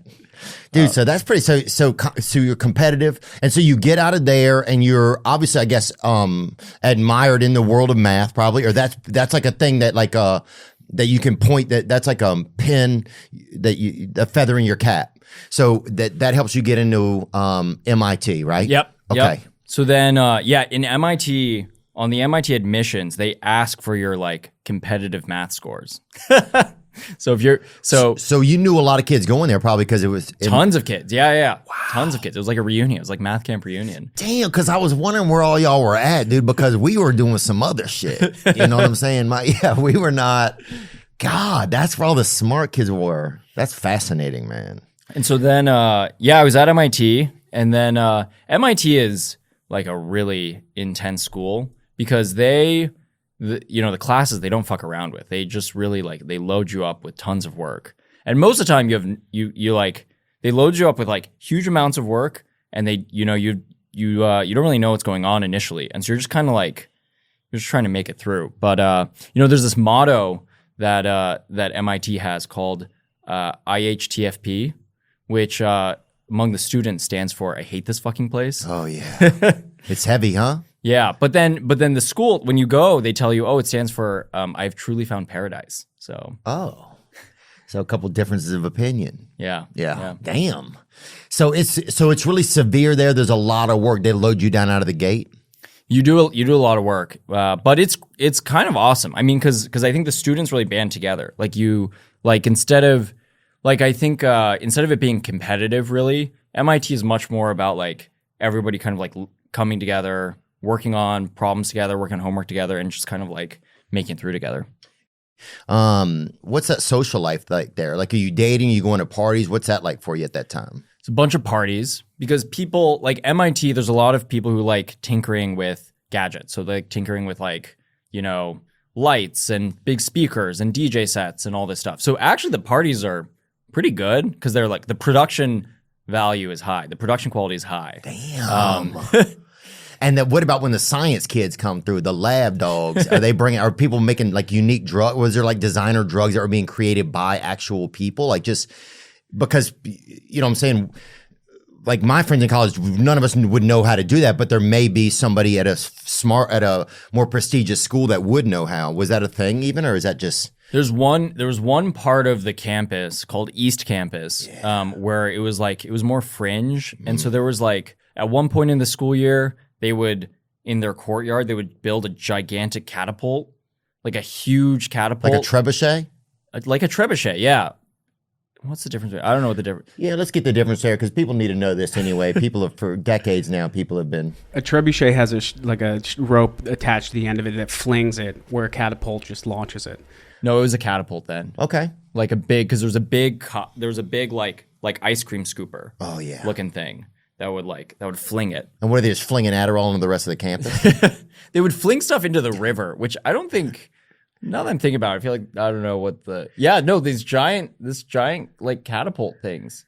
Yeah. And so this was like a event that would go on and people would kind of rave there. Or what are you saying? Yeah, they would do this. They would do other things. They would build a lot of stuff over there.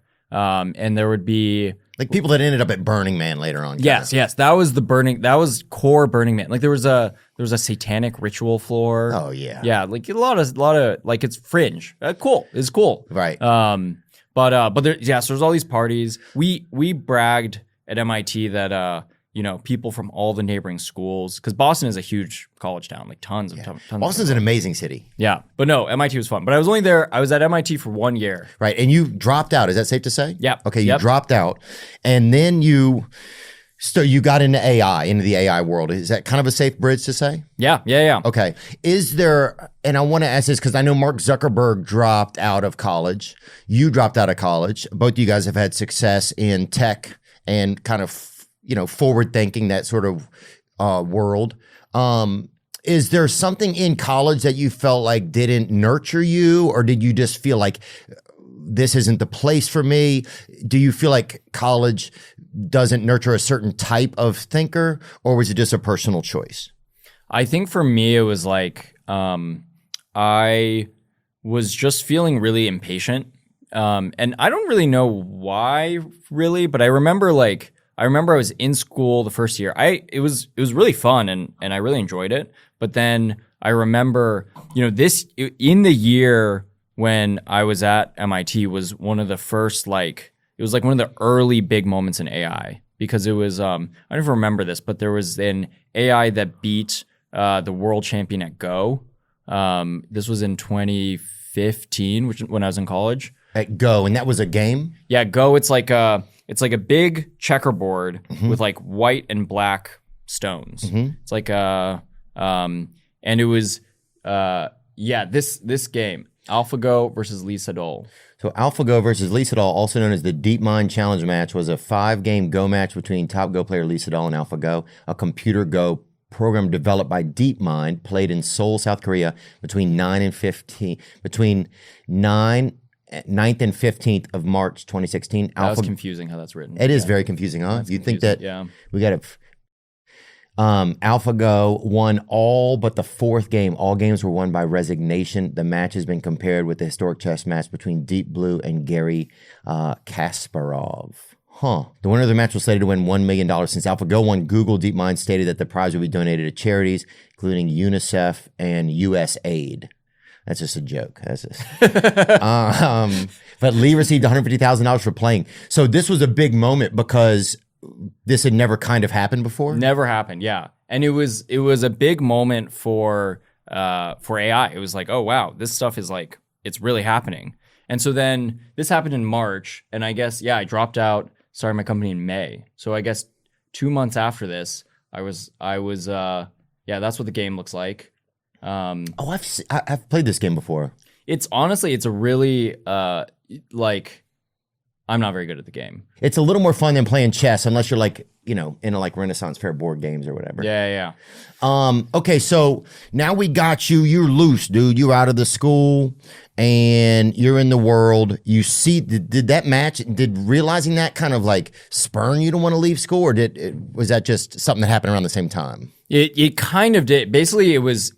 I remember feeling like, oh wow, AI, it's happening. And this was back in 2016, so like 9 years ago. Okay. And then I felt like I had to, basically that inspired me to start my company. Mm-hmm.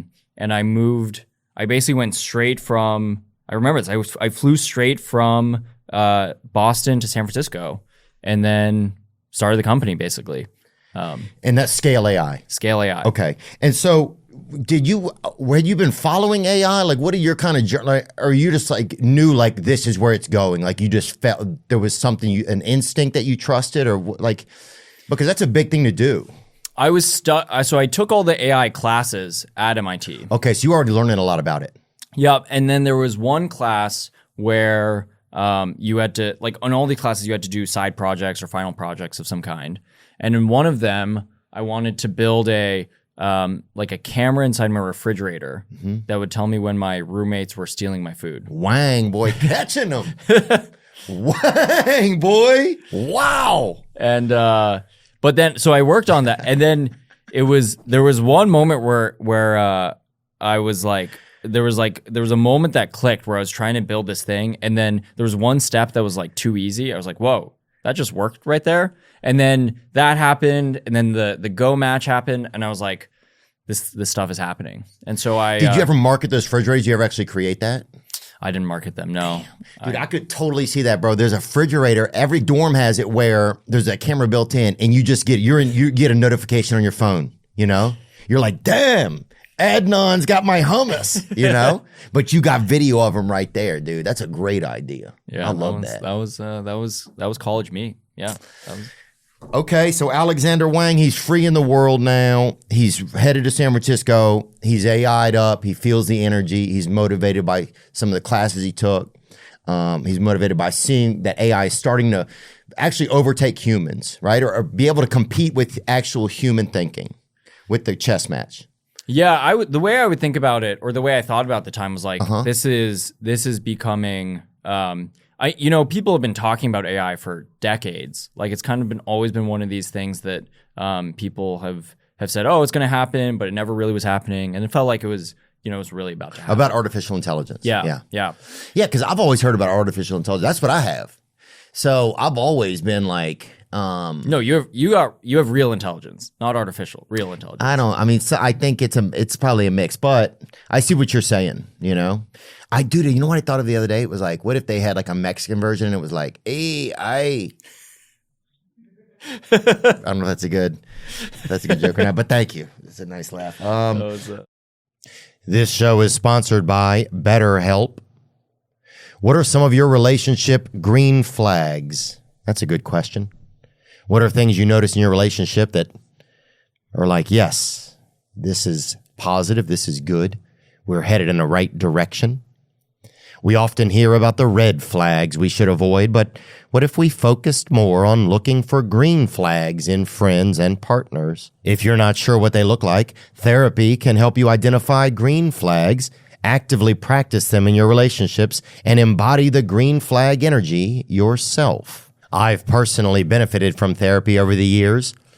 I think one of the things it's helped me with is just noticing some of my patterns, noticing when I let something small turn into something big and being able to cut it off at the pass so it doesn't happen anymore.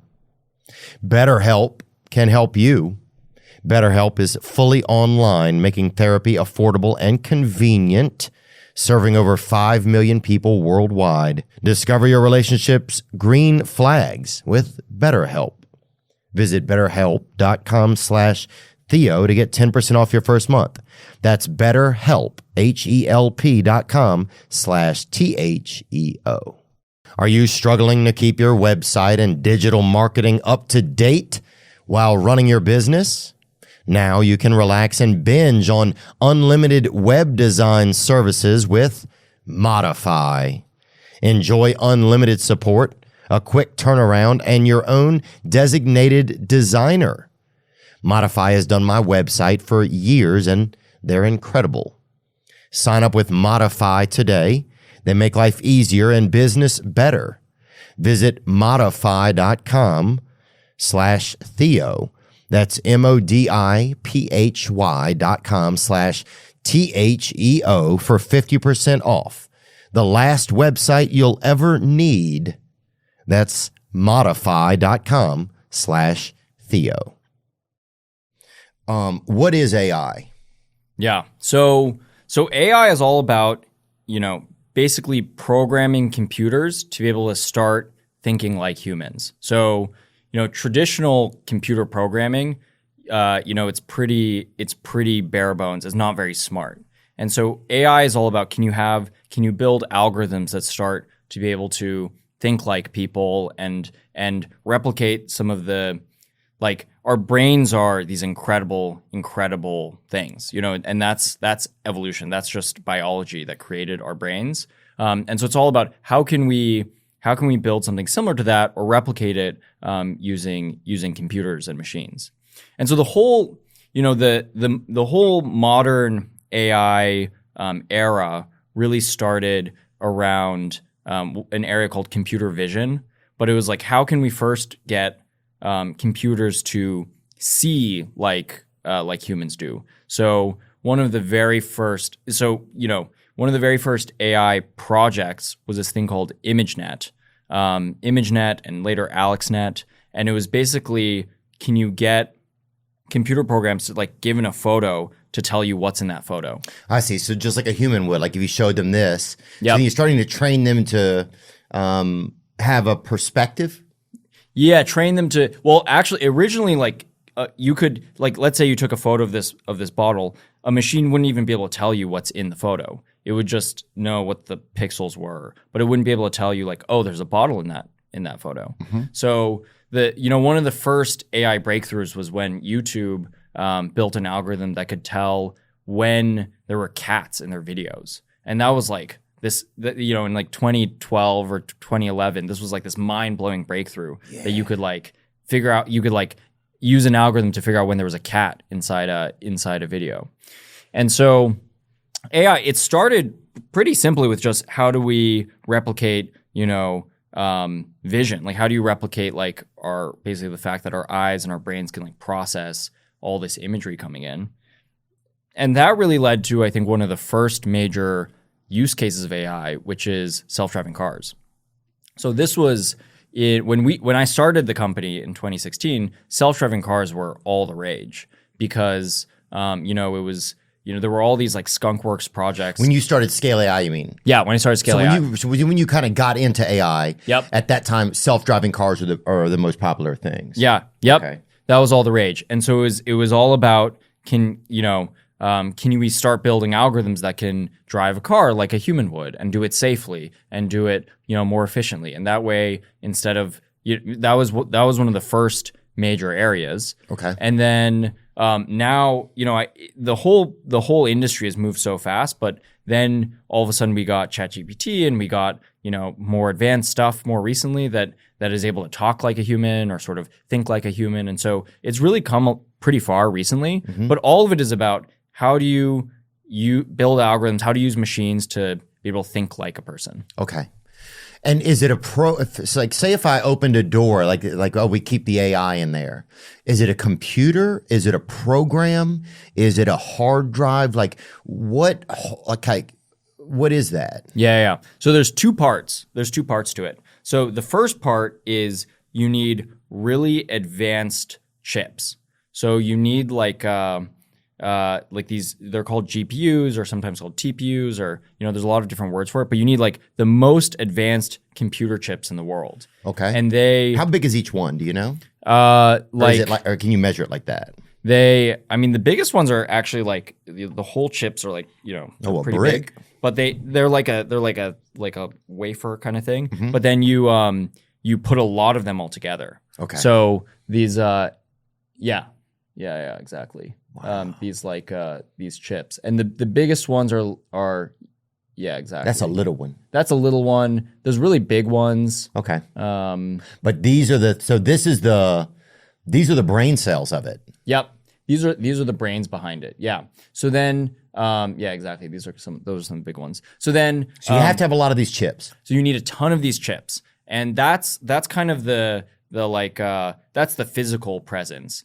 And then by the way, they take a huge amount of energy. They're really you have to do a lot of calculations, and there's a lot of math that has to happen on them. And so and you have giant, basically, data centers, buildings full of like tons and tons of those chips, just in giant rows. Like how big are we talking? Warehouses? Yeah, the biggest one. I mean, like Elon's data center Colossus is like, I mean, it's probably more than 1 million. It's definitely more than 1 million square feet. I mean, it's like just huge. Really? Yeah. Look up Colossus. I've never known this. Yeah. Yeah. That you see that building with the sunset? Second row? Yeah. There right you go. There? Or the one to the left. Oh no. Yeah. There you go. That one. Yeah. Look, it's like a huge ass building. What? It's huge, and all that's just filled with chips. Have you ever been in there? I haven't been in that one, but I've been in some of these, and it's just this is what it looks like inside. Yeah, basically, yeah. So it's just rows and rows of chips. So no plants or anything. Yeah, no plants. It gets hot in there. I bet.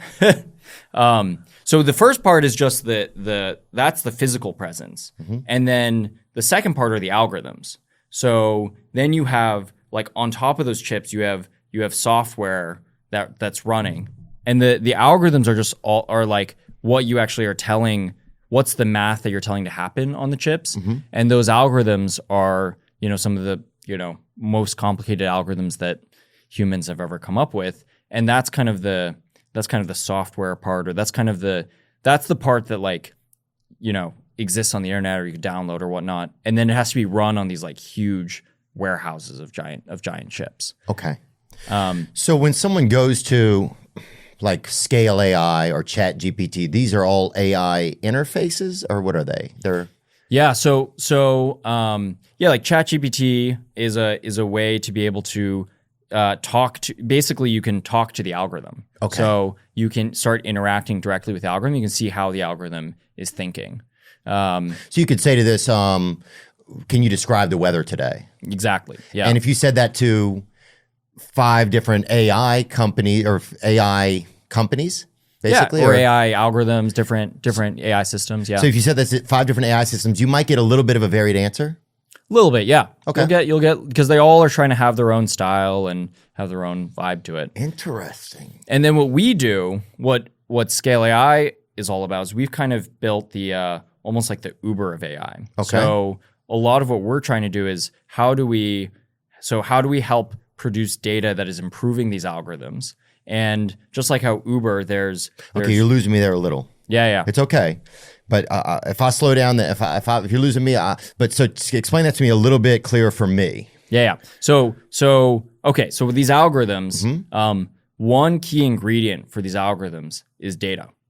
Okay. So you have the chips and everything that are storing all the information. Yep. That are storing the data. Yep. And then you have the algorithms that are helping mediate between the user and the data. Yeah, so basically you kind of have you have three key pieces. Okay. So you have the computational power, so the chips. You have the chips. You have the data, which is like just tons and tons of data that's where the algorithms are learning the patterns from. Okay. So these algorithms, they don't just learn to talk randomly. They learn it from learning to talk from how humans talk, right? Got it. So you need tons and tons of data. And then you have the algorithms which learn from all that data, and then they run on top of the chips. Got it. So then one of the big challenges in the industry is, okay, how are you going to produce all this data? And so how are you going to get data for your system? Like, how do you farm the best data? How do you build all that data, and how do you do that in the most effective way? How do you build new data? And clean data, because what if you get a bunch of data in there that's just a bunch of advertisements and bullshit? Will that affect the output? 100%. Yeah, that definitely affects the output. So this whole data, is some people say, like, data is the new oil or data is the new gold. Like, data is really, really valuable because it's it's how the algorithms are learning everything that they're learning. Like anything that the algorithms know or learn or say or do, all that has to come from the data that goes into it. Okay, so if I ask a system, an AI system, a question, or ask it to help me with something, help me to design something or to curate an idea, it's going to use the data that it has within it. Yep. To respond to me and help me give me an answer that I can use. And the data it has in it is only based upon the data that is put into it. Exactly. Yeah. Wow. Yeah. So it's kind of so then we don't spend enough time talking about how are you going to get this data and how are you going to keep making new data.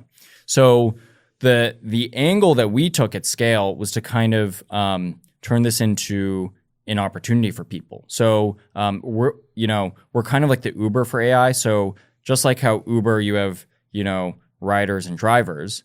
For us, we have the AI systems, the algorithms that need data, and then we have a community of people, a network of people who help produce the data that go into the system, and they get paid to do that.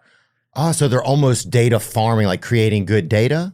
Or creating good data, exactly. Interesting. So and it's huge. It's like so we do this through our platform called Outlier. Okay. And Outlier last year, contributors, we call them contributors on Outlier, earned about $500 million total across everybody. In the U.S., that's across 9,000 different towns. So it created a lot of jobs for people. A lot of jobs. Okay, and so what would so Scale was your company. Scale it's AI. an AI system. Yep. Is that right? So we Scale AI is an AI system. Yep. Okay. And then Outlier is a separate company that works with it. Yep. And that is where you are hiring people? We basically to pull in data. Yeah, we build this platform that anybody, a lot of people, frankly, all around the world, but Americans too, can log on and help build data that goes into the algorithms and get paid to do so. Wow. Yeah. So how does a user do that? Like, what is an example of somebody who's helping build data for an AI database? Yeah. Let's say you're a nurse, like you're a nurse with like tons of experience. So you know a lot about how to take care of people and take care of people who are sick or, have issues and whatnot. And so you could log onto the system and our platform, and you could see that the algorithm is, let's say you ask the algorithm like, hey, I have a pain in my stomach. What should I do? And you notice that the algorithm says the wrong thing. Like the algorithm says, "Oh, just hang out and it'll go away." Yeah. And as a nurse, like that's wrong. Like you have to go to the emergency room because you might have appendicitis or you might have something really bad. And so you would, as a nurse, you would go in and you'd basically correct all these mistakes that the AI system has, and then that would then feed it back into the algorithm so that's smarter the next time. So it's kind of this continual process of, and there's versions of that for whatever your expertise is or whatever, you know more about than everything. Everything, exactly. Wow. So people get paid for that? Yeah, they get paid. And how do you know if their information is valuable or not? We don't want spam, obviously. So we have a lot of systems to make sure that people aren't spamming and that, like you're saying, it's not garbage in that's going into the algorithms. So we have kind of like people check the work of other people to make sure that the AI systems are really good, and we have some like automated systems that check this stuff. But for the most part, it's really broad. Like we want experts in anything, everything, shellfish, train tracks, whatever. Yeah, gelatin. Exactly. Everything, childhood, death, or whatever. Yeah, totally. Stars, galaxies, whatever. Animals, big animals. Yeah. Damn. So wow. So it's kind of like your data is almost like an ocean or a body of water, and different places are going to be able to keep their body of water cleaner or dirtier, and different infections could get in, different spyware, all types of stuff. So, and if you have really a clean body of water, then you're going to be able to offer a clean data or a certain type of data to people who are using your AI platform. Does that Exactly. make sense or not? Yeah, totally. And our job is like, how do we make sure that this body of water is as clean as possible and we fill it up as much as possible, that it has as much information about everything across the globe? Wow. So is there almost a race for information right now in a weird way, or no? Is that not it? There a little bit, yeah. I think that there's a race for like how are different AI systems competing against each other? And sorry to interrupt you. Yeah, no. So it goes back to the three things I mentioned. So there's kind of like three dimensions that they're all competing against one another. One is chips. Mm-hmm. So who has the most advanced chips? Who is the biggest buildings of chips? Like who has the most chips that they're utilizing? Data. So the kind of body of water, whose body of water is better, cleaner, healthiest, biggest, etc. And then the last is algorithms. So and this is where the scientists really come in. It's like, okay, who's coming up with the cleverest algorithms, or who has like a trick on an algorithm that somebody else doesn't have? Like who's doing that to basically make the AI learn better off of the data that it has? Wow. God, I'm in the future right now. That's so, man, it's so crazy. And I think AI scares people because the future scares people, right? It's like, that's one of the scariest things sometimes is the future. So I think a lot of times you associate, because a lot of times when people mention AI, there's a little bit of fear, it seems like, from people. Yeah. There's fear that it's going to take jobs. There's fear that it's going to take over our ability to think for ourselves. Yeah, there's just kind of some general uncertainty there. Like, is this, and it kind of feels like fear a lot of times, but a lot of times fear is just a lack of knowledge, right? And not a lack of knowledge because you didn't want to know, just because you don't know. Yeah. Or that you're dumb, but just because you don't know. What are positive things that we're going to see with AI, right? I want to start there. Yeah. So I think first, like, the AI industry, we don't do the best job explaining this. And I think sometimes we make it seem all sci-fi and genuinely we're part of the problem in making it seem scary, right? But one thing, for example, is like, I think AI is actually going to create a ton of jobs. And that story is not told enough. But, these jobs that we're producing, or this sort of this opportunity that we're providing on our platform, Outlier, like that's only going to grow as AI grows. So because you have to have new data. You have to have new data. And the only place you can get new data is from people. Will at a certain point would the system be able to create, it can probably matriculate data, or matriculate, is that with birthing, or what is that? Yeah, it just moves through like. Okay.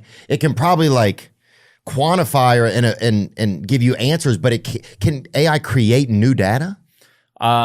No. So I think, it can do a little bit of that. So AI can help itself create its own data, and help itself a little bit. But ultimately, most of the progress is going to come from, people who are able to help really the model get better and smarter and more capable at all these different areas. Yeah, I didn't see that part of it. I didn't understand that we are the ones who are giving it information. And since we're going to continue to learn, I would assume that we would be able to help it continue to help it learn. Yeah, and the world's going to keep changing, and we're going to need to be able to keep teaching the algorithms, keep teaching the models about how the world's changing. So, this is actually a big thing that I think most people don't understand. The people who are getting the opportunity now, who are earning money from it, see it. But as AI grows, there's actually going to be tons of jobs created along the way, and tons of opportunity for people to help improve AI systems or control AI systems, or overall sort of be a part of the technology, not just sort of disenfranchised by it. Okay. So so do you feel like are other ways, like if you had to look into the future a little bit, right? So you have the fact that people are going to be able to add more data, right? Yep. And add nuances to data. Yep. Right. And probably humanize data a little bit. Yeah, totally. And then you're also going to have what? I think you're going to have a lot of jobs around, as AI starts doing all these little things throughout the world, who's going to keep watch of those AI, and who's going to make sure that those AI aren't doing something that we don't want them to do. So almost like managing the AIs and keeping watch over all the AI systems, that's going to be another thing that we're going to have to do. And then And then it's so somebody to kind of guide the river a little bit. Yeah. At a certain point, guide the stream, stay in there, watch, make sure that answers are correct, make sure the information is honest. Yeah. Yeah, like I think, for example, you know, we're not gonna just have AIs going around and, buying stuff and doing crazy things and we're gonna keep it controlled, right? Like as a society, I think we're gonna keep it controlled as a technology. And I think there's gonna be a lot of jobs for people to make sure that the AI doesn't go out and do crazy things that we don't want it to do. Right. So you're going to need managers. You're going to need facilitators. Yeah, exactly. What are things that AI will alleviate? Like, what are things that will it eventually be able to have enough information, or data where it can cure diseases and stuff like that? Like, is that a realistic thing? Yeah, that's super real. Wow. Like cancer even. Yeah. Cancer. Heart disease, like all these diseases. Boy. Yeah. Cancer on its heels.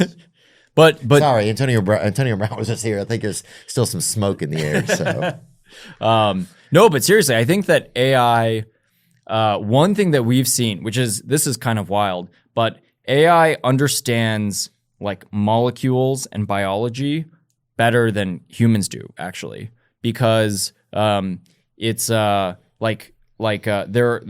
this thing in AI where it used to take a PhD biologist 5 years to do something that the AI can just do in a few minutes, right? And that's because just the way that molecules and biology and all of that works is something that AI happens to be really good at, and that's going to help us ultimately cure diseases, find pharmaceuticals or other treatments for these diseases, and ultimately help humans live longer. Because that's very data driven, right? That's very specific. It's very mathematic. Exactly. Yeah. Yeah. So it's going to be a huge tool for us to cure disease, for us to help educate people, for us to, there's a lot of really exciting uses for AI. Mm-hmm. But I think the thing that will touch most people in their lives is it's really going to be a tool that will help you make all of your make all your dreams kind of become reality, if that makes sense. So I think one of the things that AI is going to be really awesome for is today, if I have a million ideas, right? I have thousands and thousands of ideas, and I only have so much time, so I can only really do a few of them at a time. And most of the ideas just go to die, right? Yeah, they do, huh? Yeah. That's a bummer. It's a huge bummer. Yeah. And I think a lot of people, for whatever reason, they may have some of the best ideas ever, but they just, they're too busy, or they have other shit going on in their lives. They can't make those ideas happen. And it's great sometimes when people are able to make the leaps and make them happen and devote themselves to their dreams. But that doesn't happen enough today. And one of the things that AI is going to help us do, I legitimately think so, is it's going to help us turn these ideas into reality much more easily. So, you can, you're making a movie. Let's say you have another movie idea.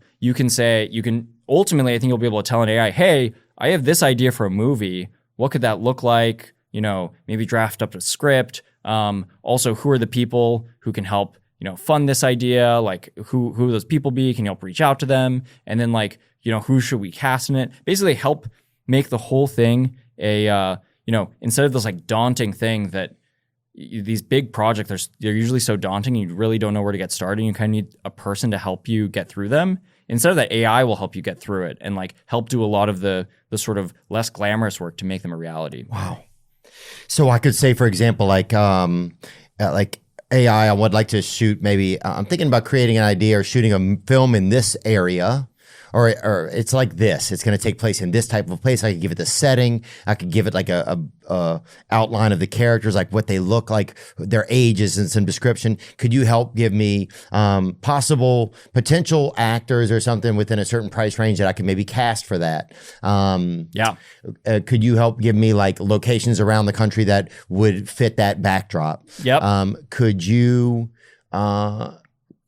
list me all the talent agencies that I could reach out to? And you could kind of just put those things in, and then you would have sort of a bit of a guidebook at that point that would make your what before was something that felt extremely daunting. Shit, in 2 minutes, you know, and then you put it into AI, it gives you the information back in a few minutes, and maybe you're. And I think over time it'll also be able to start doing a lot of the legwork for you. Okay. So it'll be able to reach out to people for you. It'll be able to, you know, figure out the logistics. It'll be able to book things for you. Like it'll be able to basically help do all the legwork to make you know, whatever it is into a reality. So very much an assistant in a lot of ways. Yeah. An assistant, co-pilot. You know, the hot word in the AI world is agents, but you know, it's just it'll be something that'll help you. You know, humans are going to be in control. Humans are ultimately going to be telling the AIs what they want it to do, and then, you know, hey, what do we want these AIs to do? It's ultimately going to be to like help us execute on and accomplish all of these ideas that we have. So a genius could be 3 or 4x.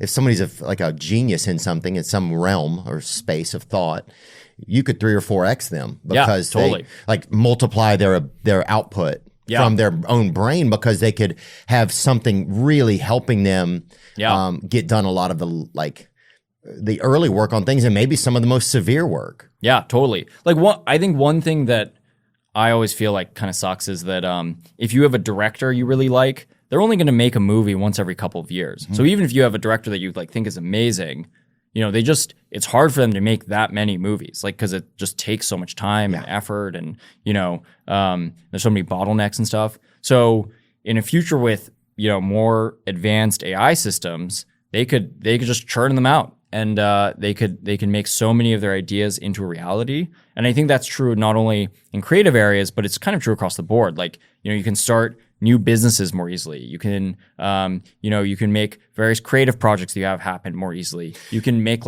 you can finally plan that event that you and your friends have been talking about for like, you know, years and years. So it can just like really help you.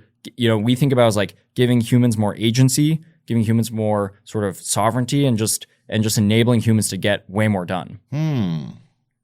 Yeah, that's a great way. I like some of this thought, because it could be like my fantasy football group and I, we do a draft every year in a different location, you know. Yep. And shout out PAE, that's our fantasy league. J-Rod, everybody that's in it. For the past 17 years, we've flown to a city each year and done a draft in person, right? But I could say, hey, we have 10 guys. We want to go to a nice place. We want there to be a beach. This is the age group of our group. You know, these would kind of be the nights, and it, you know, just to really give me like just a nice plan of, hey, here's 10 possibilities, right? Something like that. And then even more like with a movie, this is what I worry you'd run into. Say if I'd be like, okay, I have 2 main characters, and this is kind of what I would like to happen. Could you help me with a first act of a 3-act movie? How do you know everybody just doesn't get the same movie then? Like, that's what I would start to worry, that everything that you have it create is all going to be very similar. Yeah. So then I think this is where it comes into, like, this is where human creativity is going to matter, because it's going to be about, then it's about like, okay, how am I directing the AI system? Like, what are the tricks I have to make the AI give me something that's different and unique? And that's not different at all from, you know, how creative stuff works today. Like, even on social media or, you know, anywhere, you know this, like, you still add your own spice to it. You need an angle. You always need to like have something that's going to make it like different and interesting and new. So that's not going to change. Like, humans are always going to have to figure out, based on where culture's at, based on where, you know, what the dialogue is, what the discourse is, all that kind of stuff. What is my fresh take? That's really one of the key things that humans are going to have to keep doing no matter what. Right. And some of it, like a lot of films and books, a lot of it is, there's just like a problem. There's maybe a information you learn, there's a red herring, and then there's a solution. Like, that's a lot of stories, right? So if something just gave you the basis and then you go through and make everything your own, because a lot of things, there's only so many templates for things. Yeah. So say, for example, say you might need to hire people at a company then that would help direct your AI, like somebody who's good at managing AI. Yeah. And giving it the best prompts or the best way to ask it questions. Yeah. To get the perfect feedback for your company. Yeah. So those would be new jobs. Those would be actual new people you would need. Yeah. So tons of new jobs, right? Well, first, I think just like helping to, kind of what we were talking about before, these jobs around helping to improve the data and contribute to the AI systems, that's just going to keep growing for a long, long time. And then as AI gets better and it gets used in more areas, then there are going to be a lot of jobs that pop up just exactly as you're saying, which is what's the best way to use this as a tool? What's the best way to leverage it to, actually make some of these applications or, whatever you want to build a reality? Yeah. And then there's going to be folks who need to, once those are built, like, how do you keep improving it? How do you keep making it better? How do you keep it fresh? How do you keep it going? And then how do you also make sure it doesn't do anything bad, right? Like, how do you make sure that the AI doesn't accidentally spam 1 million people or whatever it might be? And you make sure that it sort of is like operating in a good way. Fahim Anwar, I was watching him. Bring up a picture of Fahim. This is one of the this is the most creative comedian in America. Undeniable. He is so funny. Everybody would say he's one of the few comedians that everybody goes in there to watch him perform. He had a bit the other night. He talks about he got into a Waymo, right? A car, and I see so many Waymos now, which are cars that are just nobody's in them, but they're going, right? So he had this bit. He's like, he got into a Waymo and it started complaining about its life to him. He's like, I've had a shitty week. Like the car's just talking to him. And he's like, what the? And he's like, now no matter what, I still have to talk to my shitty driver. That's what he was saying. If you get a chance to see him though, that guy he's fascinating. Yeah. But what companies right now should kind of look to hire an AI guy? Cause we've been thinking about it. Like we had Cat Williams on last week and we're like, hey, can you create visuals of Suge Knight and Cat Williams riding bicycles down Sunset Boulevard, right? And this is the one they sent back a little while later. Christopher Folino is the guy's name, FYI. And this was right where I said it was like by the Comedy Store on Sunset Boulevard. There you go. I mean, this looks like it's out of a movie, kind of. Yeah, totally.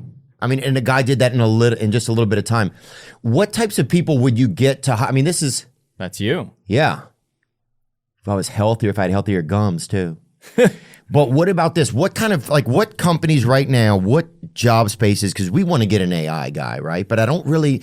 My brain is like, well, what do they do? How would I keep them busy? I could get them to make some animations and ideas. But what type of people need an AI person right now? Do you feel like? I kind of think about AI. It's kind of like the internet, where eventually everybody's going to need to figure out how to utilize it, how to best use it for their industry or whatever they do, how to make them more efficient. Like it's something that I think everybody is going to need to adopt at some point. So might as well start earlier, because eventually, just like how basically every company has to figure out how to use the internet well and how to be smart about the internet and digital stuff. Every company is going to have to be smart about AI, how to use AI, how to make, how to have a unique twist on it so that, their stuff stands out relative to other people's. That's going to be really important. But so we see, in our work, we work with all these big companies in America, and we see it everywhere from, we worked at Time magazine on some stuff, and then we worked with Toyota on some stuff for their cars, and we worked with large pharmaceutical companies for the biology stuff we were talking about, large hospitals for helping to treat patients. Like really, it's across the board, and I think that goes for obviously these like really big businesses, but also for smaller businesses. There's always interesting ways to utilize it to provide a better product or a better experience or better content for whoever you need to do that for. Yeah, because I guess right now we're like, there's certain moments like, hey, well, let's animate this moment or see what AI would look like. It adds some visual effects to some of our episodes. So that's something we like to do to just be fun and creative. I would like to maybe create like some sort of an animated character. We already have a great animator and we want to keep that. But to have an AI space where it's like, because they have something. They had a little cat the other day or something and he was going to war. And I was like, damn, dude, and it was AI, you Yeah, know? totally. And they had a baby who was getting in a taxi, and I was like, this shit is illegal. You know, I don't know if it's illegal or not, but it seems, you know, it doesn't seem, it you know, it seems. It's definitely a tool for storytellers, right? Like right. It'll help people with a creative vision or Look who at want. these war cats. Yeah, that's a story right there. Special Forces cats. Would YouTube recognize this? Damn, brother. If they show up, dude, wow. This honestly, it looks badass. And it looks like cats have been waiting to do this a long time. Yeah. That's the crazy shit about cats. You look in their eye. Now their outfits finally match the look in their eyes. That's what it feels like, dude. Wow. That's Fremen cats. Oh my gosh. Yeah. Yeah, so that's gonna get alarming, dude. That's gonna get hella alarming. That's a movie right there. It is, but it's almost like you could make, like, that's what I want to get. I want to get somebody to help us think, hey, help make these little segments that we can take our creativity. And instead of me thinking, man, I got to write this huge, crazy script for just kind of small things, you know, little moments. Yeah. Can you help me make this happen? I think that's actually the key thing, which is AI. Like, AI will just be something that we turn to help make our dreams happen. Like, to help make our ideas and our dreams and our, you know, whatever we want to do happen more easily. Got it. That's like at the core what it'll be. Yeah. Who's the current leader in AI development? Like, is it America? Is it China? Is it Israel? Is it, I'm trying to think of another superpower, Russia maybe? Who is it? Taiwan, I know, has a lot of the chips. Yeah. And they manufacture a lot of the chips over there. And does it matter what country leads in AI, or does it just matter the company like Scale or another AI company? So does that make sense, that question? No, totally. Okay. Totally. Yeah. So today America is in the lead, but China as a country is sort of hot on our tails. Yeah. Like there was all that news about DeepSeek a couple weeks ago, and DeepSeek still in most places around the world is the number one most downloaded app. You know, it's downloaded a ton and everywhere around the world, frankly, and is a Chinese AI system, right? And so it's starting to rival a lot of the American AI systems, also because it's free and it kind of like shocked the world. So right now, if you kind of look at it, U.S. and China are a little bit neck and neck. Maybe the U.S. and America is like a little bit ahead. And you kind of like look at, if you go back to each of the three pieces that I talked about, so the chips and the computational power, the data, and the algorithms, if you were to rack and stack U.S. versus China on each one of those, we're ahead on the computational power because the United States is the leader at developing the chips, and most of the most advanced chips are American chips.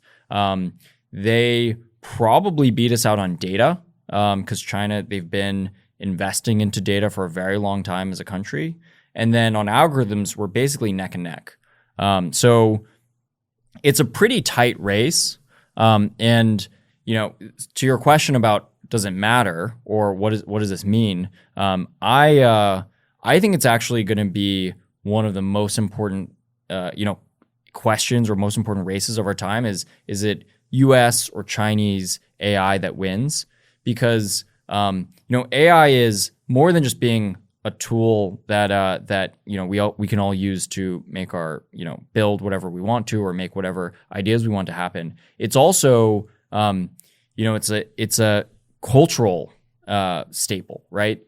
If you talk to an AI, that AI is kind of a reflection of our culture and our values and all that stuff. So in America, we value free speech, and the AIs are are built to support that. Whereas in China, there isn't free speech, and so if the Chinese AIs are the ones that take over the world, then all these Chinese ideologies are going to become exported all around the world. And so first is there's a couple dimensions here that I think matter. So first is just the cultural element, which is like, do we want kind of democracy and free speech to be the cultural AI that wins, or do we want sort of the more frankly totalitarian AIs in China to be the ones that win? And then there's sort of the there's like the you start getting to economically. So AI is going to be something that helps all of the companies in the United States thrive. And so if the US AI wins, then we're going to, the economy will grow faster. We're going to have more and more opportunity. The country will still be better and better and better. And the economy will keep growing. Versus if Chinese AI wins, then Chinese economy is going to grow way faster than the American economy. So there's sort of the cultural piece, the economic piece, and then lastly there's kind of the warfare piece, right? And AI, we haven't really talked about it, but has clear potential to be used as a military technology, and we don't want another country to have, because they have better AI, to have a much stronger military than America's. So, how would they do that? How would they have a better AI, or how would they use it to have a better military? Yeah, how would they use it to have a better military? Why is that kind of a concern or potential concern? Yeah, so one of the things that's been happening over the past decade for sure is lots of hacking, cyber hacking going on. So in America.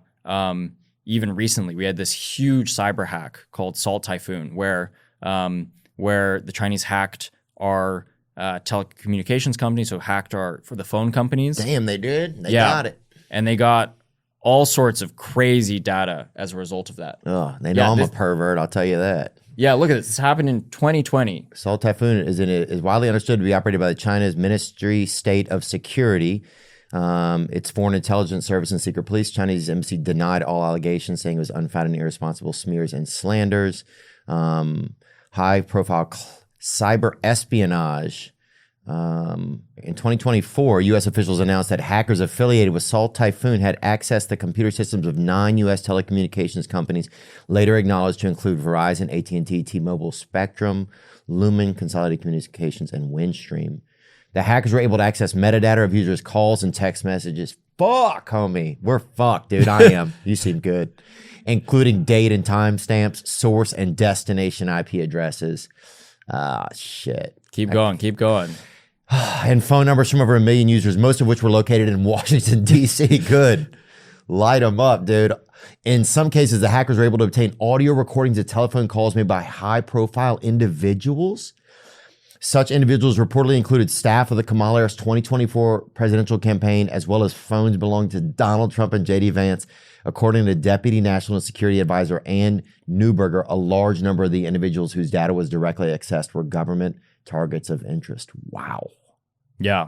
That's crazy. So do you think this also, that whole thing could be not real and it's just a story that was created? That seems pretty real. Okay. Because there's 20 stories where the Chinese have hacked American systems. They hacked, this must have been close to 10 years ago now, but the Chinese hacked the database in America that stored all of the clearances.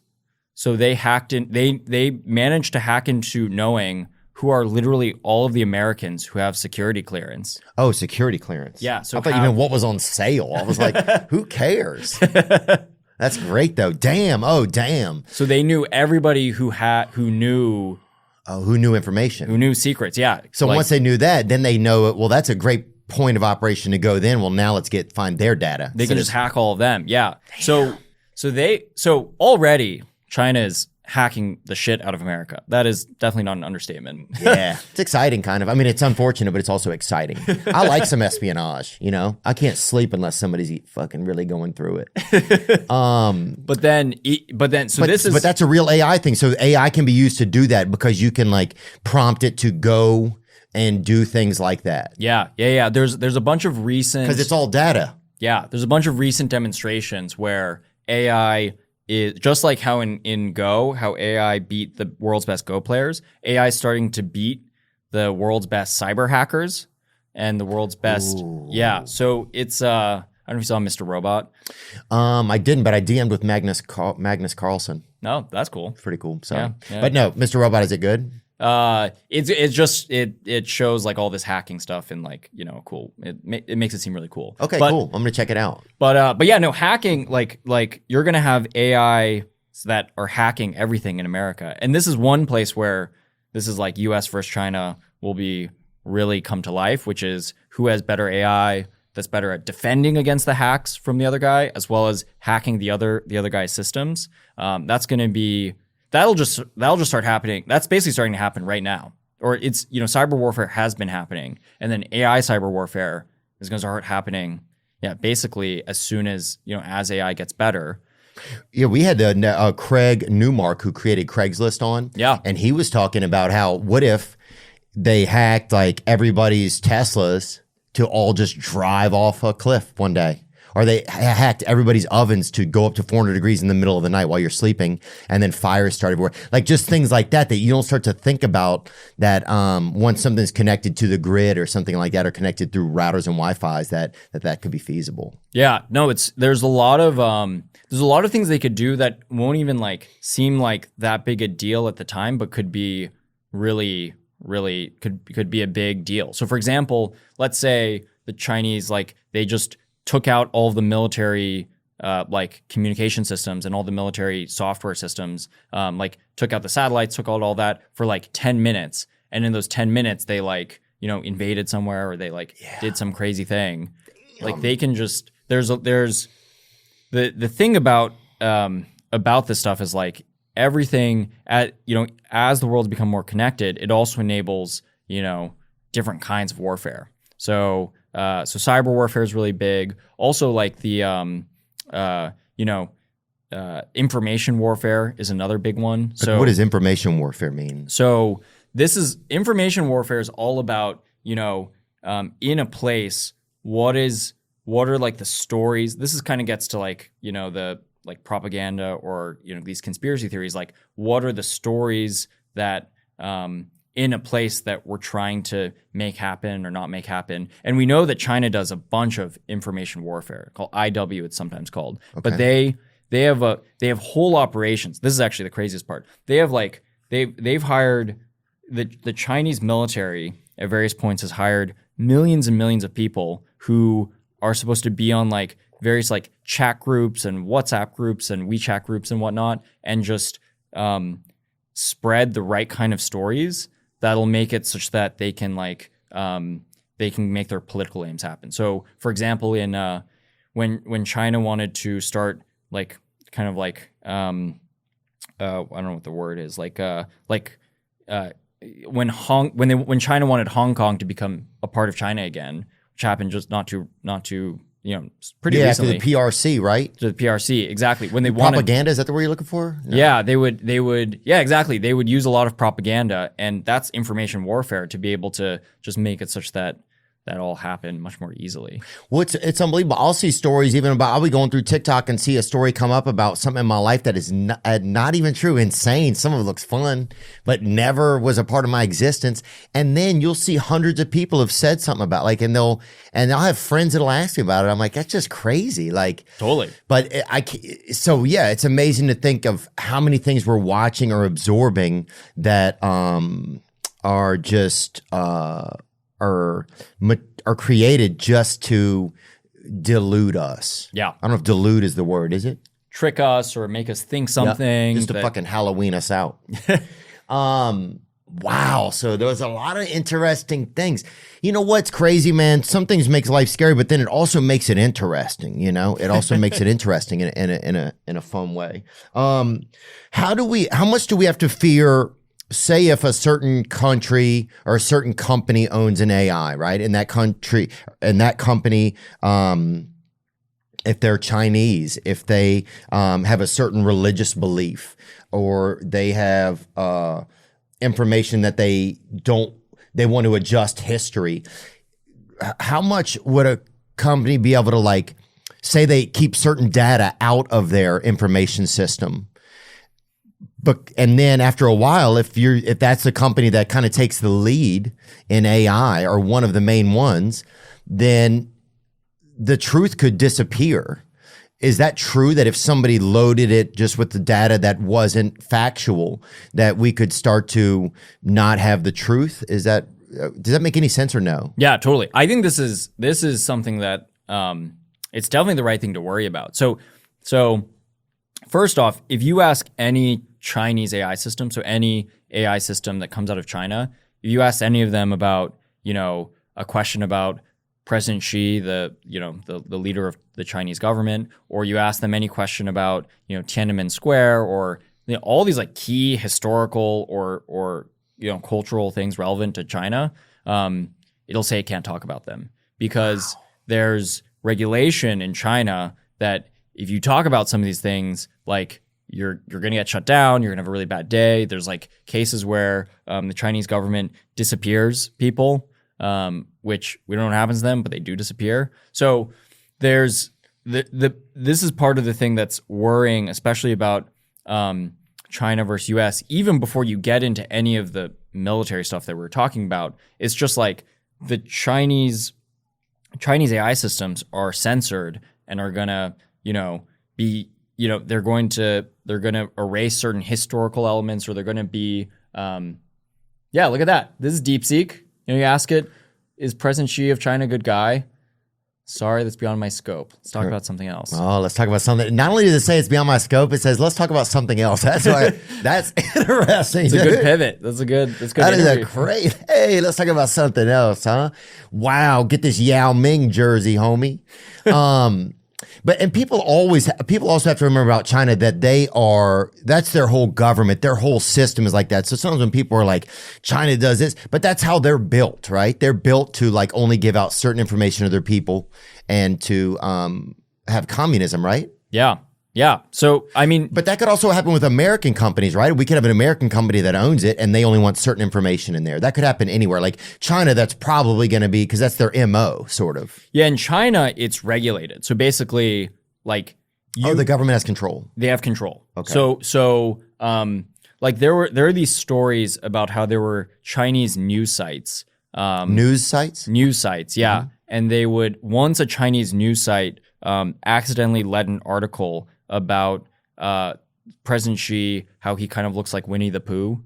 Oh, yeah. They let that... Bring him up. 100 Acre Wood gang, son. I was out there, boy. I was out there, bro. Christopher Robbins, dude. Get him up. Oh, he does. Yeah. That's awesome. Yeah. But if you talk about this in China, you like are risking your life. No. So what happened when this happened on a news site in China, and then the CEO of that company, like they shut down the whole app, was shut down for like a week in the aftermath of that. And then the CEO disappeared for a week, and we don't know what happened to him. But then as soon as he came back, he was like, there was like this weird video where he was like super apologetic and I mean, it's pretty scary. Yeah.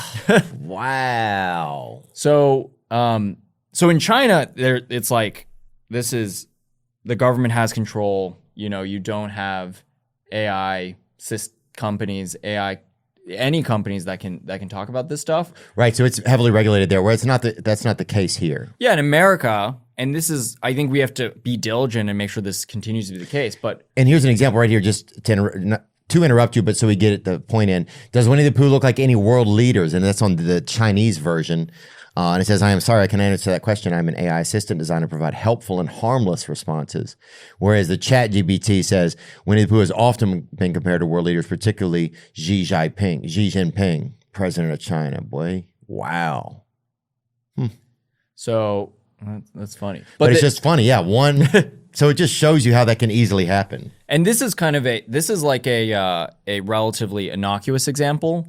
But what does innocuous mean? Like it's relatively harmless. Like this isn't. I mean, right. This is harmless. Yeah, this is harmless. But there's stuff where like in China today, they have large scale, effectively concentration camps and re-education camps for the ethnic minority in China, the Uyghurs, and that's something that the Uyghurs, yeah, hell yeah, boy. Shout out Brian Purvis, dude. They're recognized as the titular nationality of a region in northwest China, and they're sending them to rehabilitation camps to change their views and information. Yeah. So look at this. Look at this guy. Persecution of the Uyghurs in China. Since 2014, the government of the PRC, People's Republic of China, has committed a series of ongoing human rights abuses against the Uyghurs and other Turkish Muslim minorities in Xinjiang, which has often been characterized as persecution or as genocide. Wow. They got their own Gaza rocking over there. It's pretty bad. It's unfortunate, Pretty man. bad. It's really sad. Mass detention, government policies, and forced labor. And they're just trying to change the way that they think and view stuff. So it's basically... It's just like erasing their culture, pulling them into China. It's awful. Every place has done this over the years. And that's the craziest thing about history. It's like every place is guilty of this same thing. Totally. And it just it's unfortunate. So it's hard to point fingers, I mean, you can point them, but you have to point one at your own people as well. But that's the thing where if you ask a Chinese AI, it's not going to tell you about that. And it won't come clean about that. Whereas thankfully in America, at least, when we see people or groups of people or countries doing bad things, we can call it out. We can talk about it. We can make sure it doesn't happen in the future. So that's part of the that's one of the things that could happen. That could happen. It's like you could have, I mean, it's kind of dystopian, but I think there's a real case where, let's say the Chinese AI is the winning AI, like we're all using Chinese AI, and then all of a sudden we're shut out from information about what are like awful things happening in the world, or what are awful things the government's doing. Like we might just not be able to know about what's going on. And you know what's weirdly, and I hate to say this, maybe it's silly, I don't know. It might be a blessing and a curse in it sometimes, because sometimes it's like you're it's overwhelming. You're so inundated with the overwhelmingness of what's often is not the best stuff. Sometimes you get a lot of humor stuff too in social media reels, but you can get scrolling and get caught in some doom scrolling. Yeah, and it starts to feed you. That's the sickness of it. Yeah, it's like, hey, we know this information probably to make you feel good. They're not thinking about it like that. They're just a machine, but it doesn't. It adds stress to you. It makes you agitated towards a group or ethnicity or something, or yourself even, and then it continues to feed it to you. Do you fear that could happen to AI from our government? Like, have you been approached by the government to try and, because you work with the government some, right? We work with the government, yeah. We work a lot with the government to make sure that they're using these AIs and they're actually like, to my point on, we don't want China to get the jump on us on AI used for all these nefarious purposes. So we got to make sure that our AI is advancing faster. Is that one of your biggest employers, or is that employee? Is that one of your biggest customers? Is that one of your biggest customers? They're a big one. Yeah, they're a big one. Not our biggest, but they're an important one. I mean, I grew up in a government lab town, so felt it's so it's just it's also part of your existence, really. You've known about the relationship between government and technology. Yeah, totally. Wow. But no, I don't think. I mean, dude, you should be a superhero almost, dude. It's kind of crazy. Math, yeah, goes a long way. Oh hell yeah, dude! Divide these nuts, dude. That's what I tell them. I just asked DeepSeek who are the Uyghurs. And at first, it spit out like a Wikipedia response. It said there are people, and there's been like persecution from China that's debated, and it refreshed, and then it gave this. I was waiting to pull it up, and it went away. Wow. Yeah, man. Has the government tried to say that we need to make sure that, like, could that happen in our country where the government also curtails what's?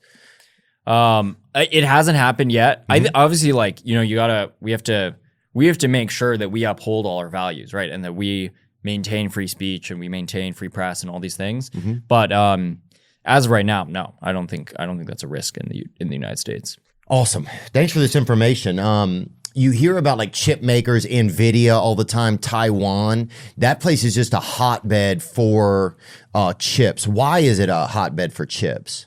Yeah, so one of the biggest companies in the world is this company called Taiwan Semiconductor. Yeah, TSM, I've seen them. TSMC, yeah. So they're I mean, it's like $1 trillion company based in Taiwan, and it's that is where almost all of the high-end chips for AI that we were kind of talking about, all of them are manufactured there.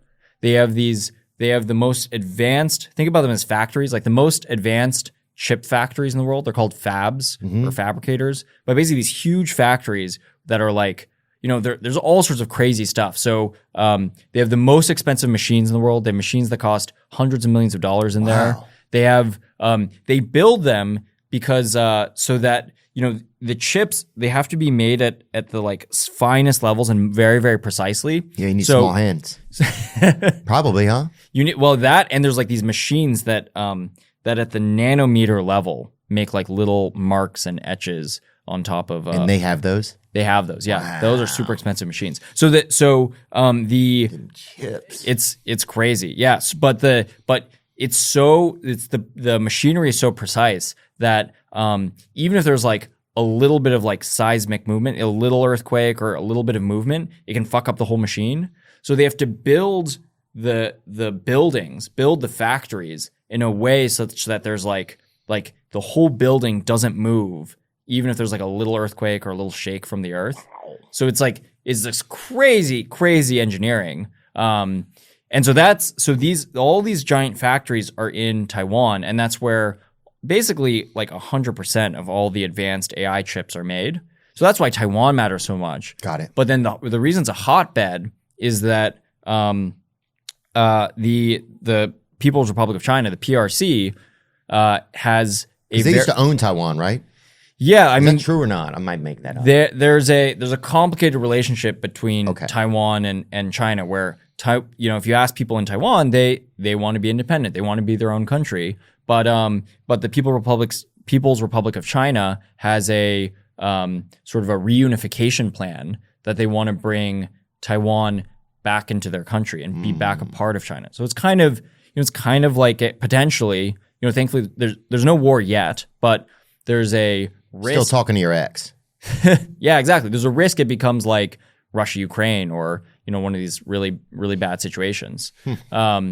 So that's what's scary. What's scary is that China wants to either invade or bring Taiwan back into its country.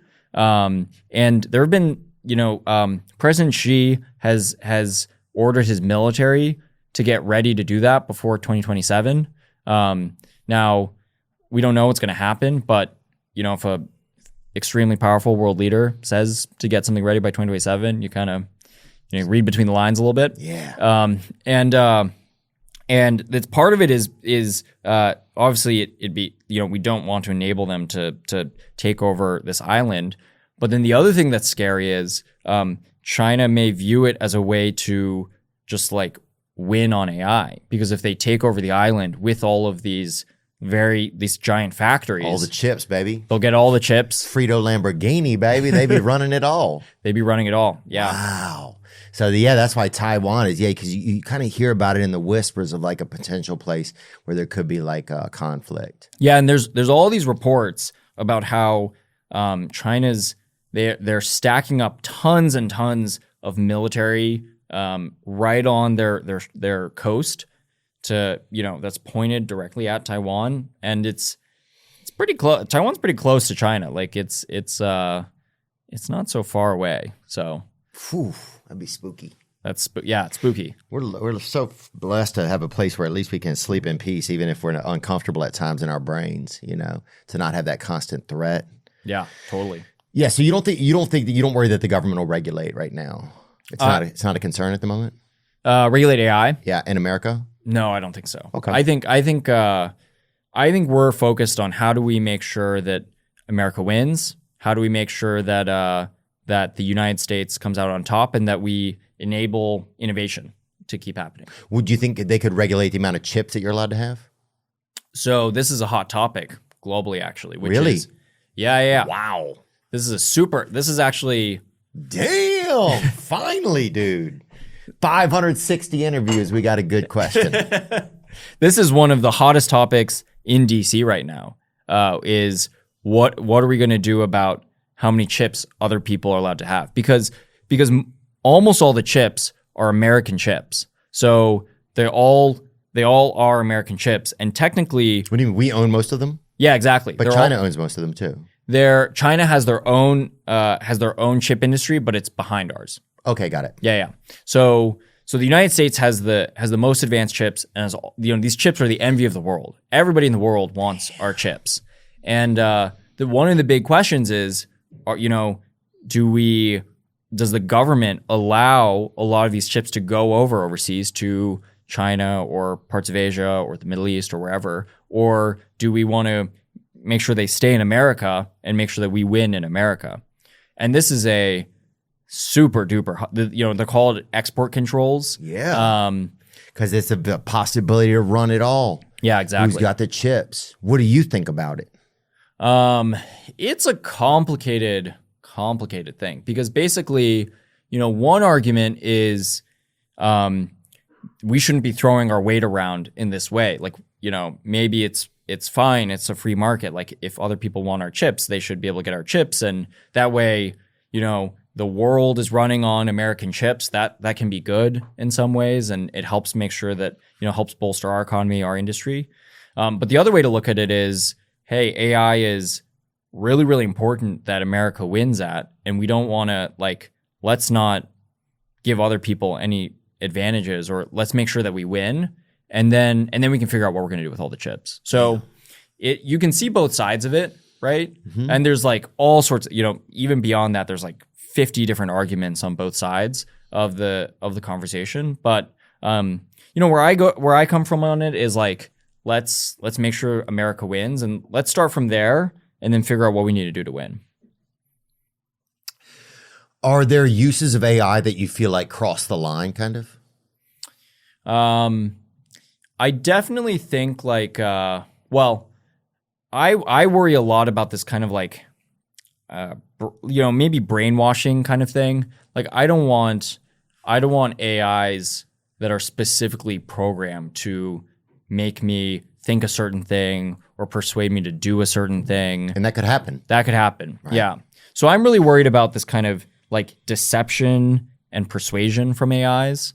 I don't want AIs that are lying to me or that are kind of nudging me or persuading me to do things that I don't want to do or I shouldn't be doing. That's what I worry about. Because it could happen. We don't realize how easily we're influenced. Little things that influence us. Yeah. And even just a turning of a phrase or a little bit of this or pointing you to a couple of links in your life could lead you down a whole world. It's pretty fascinating. So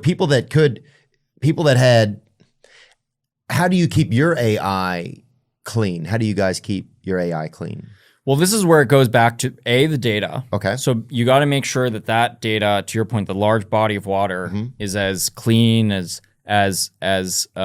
pristine as possible. You got lifeguards on it? Yeah, you got lifeguards. We got filters. We got game wardens. Yeah.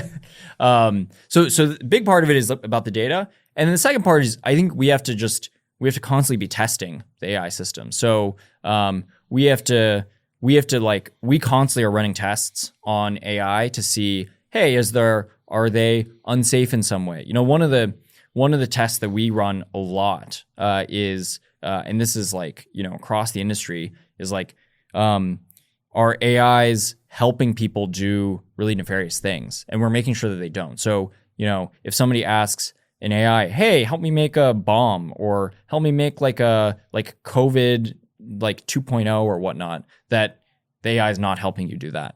So we run a lot of tests to make sure that it doesn't help in those areas. And then we make sure that the data is really clean so that there's no sort of little bit or piece of that makes its way to the model. With Outlier, that's your program? Yep. With Outlier, what type of people are applying for those jobs? Can people just log on and start to submit applications? How does that work to become a information sourcer? Yeah, maybe? We call them contributors. Okay, information contributor. Everybody's kind of contributing to the AIs. Everyone's contributing to the data that goes into the AIs. It's kind of I almost think about it as the next generation of Wikipedia, right? Where yeah, look at this. And we're hiring people all around the world. So people in all sorts of different languages. Dude, that's crazy, man. Yeah.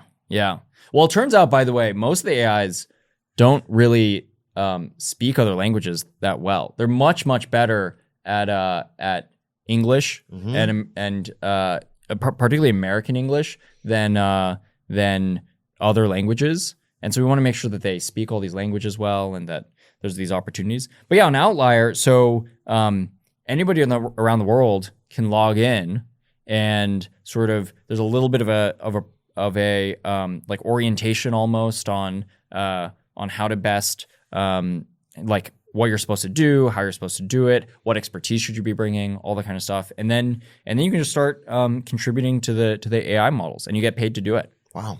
Yeah. It's pretty fascinating, man.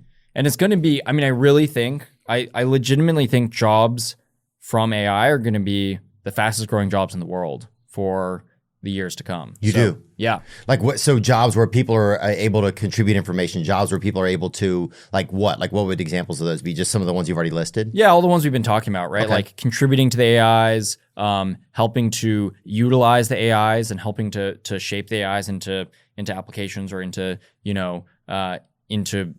in like helping organizations or companies or people use the AIs. That'll be a really fast growing job. Helping to manage the AIs and make sure they're on the straight and narrow. Where would a young person go right now who's getting into college or doesn't even want to go to college, but this is the world they want to get into and be one of those people? What do they do right now? Yeah, well, this is all happening so fast, right? Like Outlier, we only started a few years ago. So all of this is happening so quickly. But what we want to do ultimately is make it easy for anybody in the world to, gain the skills they need to be able to do this work well, to learn what it means, what it does, and ultimately be in a position where they can help build the AIs and then keep improving that and gaining mastery and getting better and better at it. But like, where do they go to school? Is there a school? Is there classes they should take online? Like, how does someone start to become, just get a head start on what could potentially be probably a lot of job opportunities, I'm guessing. Yeah. Like in the AI space, right? Yeah. Like, is it just engineers? Like, is it just mathematicians? Like, no, it's everybody. Because as we were talking about, like AI needs to get smarter about literally everything. So, but are there colleges offering like, is there specific places where people can, cause that's another thing. I think it's like, I want to work in AI and you're like, what do I do? Yeah. Yeah. I don't think these programs exist yet. I mean, we would definitely love to help build them. So I guess if any colleges are listening, and you want to help figure out how to build these programs, we'd love to help. That'd be pretty cool if you had your own kind of course. Not that you had to teach it all that, but you were like a partner of it somehow. Yeah. I mean, I think we'd love to basically teach everybody in America how to best contribute to the AIs, how to best basically take advantage of the fact that this is going to be one of the fastest growing industries. There's going to be tons of opportunities. They're going to be shaped a little bit different from, the jobs that exist today, but, it's not going to be that hard for everybody to learn and figure out how to participate in it. What are some jobs that could be at risk because of AI, right? Because you start thinking that, before I was talking to you, there's this general fear of like everything could be at risk, right? But when you think about it, you're like, yeah, these are some jobs that, they won't disappear, but there might be less of them, right? I just think we'll be doing like a different thing. So, because a lot of our fans are probably just blue collar listeners, like just people that work in, like you're still going to need a plumber. You're still going to need an electrician. You're still going to need anything where you have to physically do something. You're probably still going to need. Yeah, for sure. And then even stuff where you're like, let's say you're mostly just working on a laptop and, even for those jobs, like it'll just change. Like instead of my job being like, hey, I have to do the work. I have to literally do the work on a laptop. It'll almost be like everybody gets promoted to being a manager, because I'm going to be managing like a little pod of 10 AI agents that are doing the work that I used to do, but I need to make sure that all of them are doing it right and that they're not making any mistakes, and that if they're making mistakes, I'm helping them get around those mistakes. Like it's just gonna. The way I think about it is that literally over time, everybody will just be upgraded to being a manager, or sort of promoted to being a manager. But can you have that many managers, you think? Yeah, because I think that the other thing that's going to happen is the economy is just going to grow so much. Like there's going to be so much, like there will be, like industries are going to pop off in crazy ways. And so, the limit is going to be how many AIs can you have? And then you're going to be limited in terms of the number of AIs you have by the number of managers that you have. So it's gonna right, because you need air traffic controllers. You're gonna need as many of as you can have. Yeah, well that definitely, but you're right. But I mean, in any field, you're gonna need like just more managing. You need more people to oversee and make sure that that different things are happening, because some of the smaller tasks will just be outsourced. Yeah. And just so much more stuff is going to be happening, right? And that's kind of right, because once these things are all kind of taken care of, more things can happen at this second level. Yep. That's a good point. Yeah, you don't think about that. Once some of the things at the first level of certain businesses are handled more easily by AI, then you're going to be able to have more people operating at a higher level. Yeah, totally. It's kind of like always the history of technology. Like when we started developing technology that started making farming a lot more efficient, all of a sudden, people could do a lot of other things other than farming. And then, all of a sudden we have big entertainment industries and big financial industries and, barbecue cook-offs, man. I'll tell you that. Second, some of those guys got the weekend off. They was grilling shit that I knew. But yeah, so it's all about like us, everybody leveling up to be managers, and then also everybody, just way more ideas are going to start happening. Like way more ideas are going to start becoming a reality.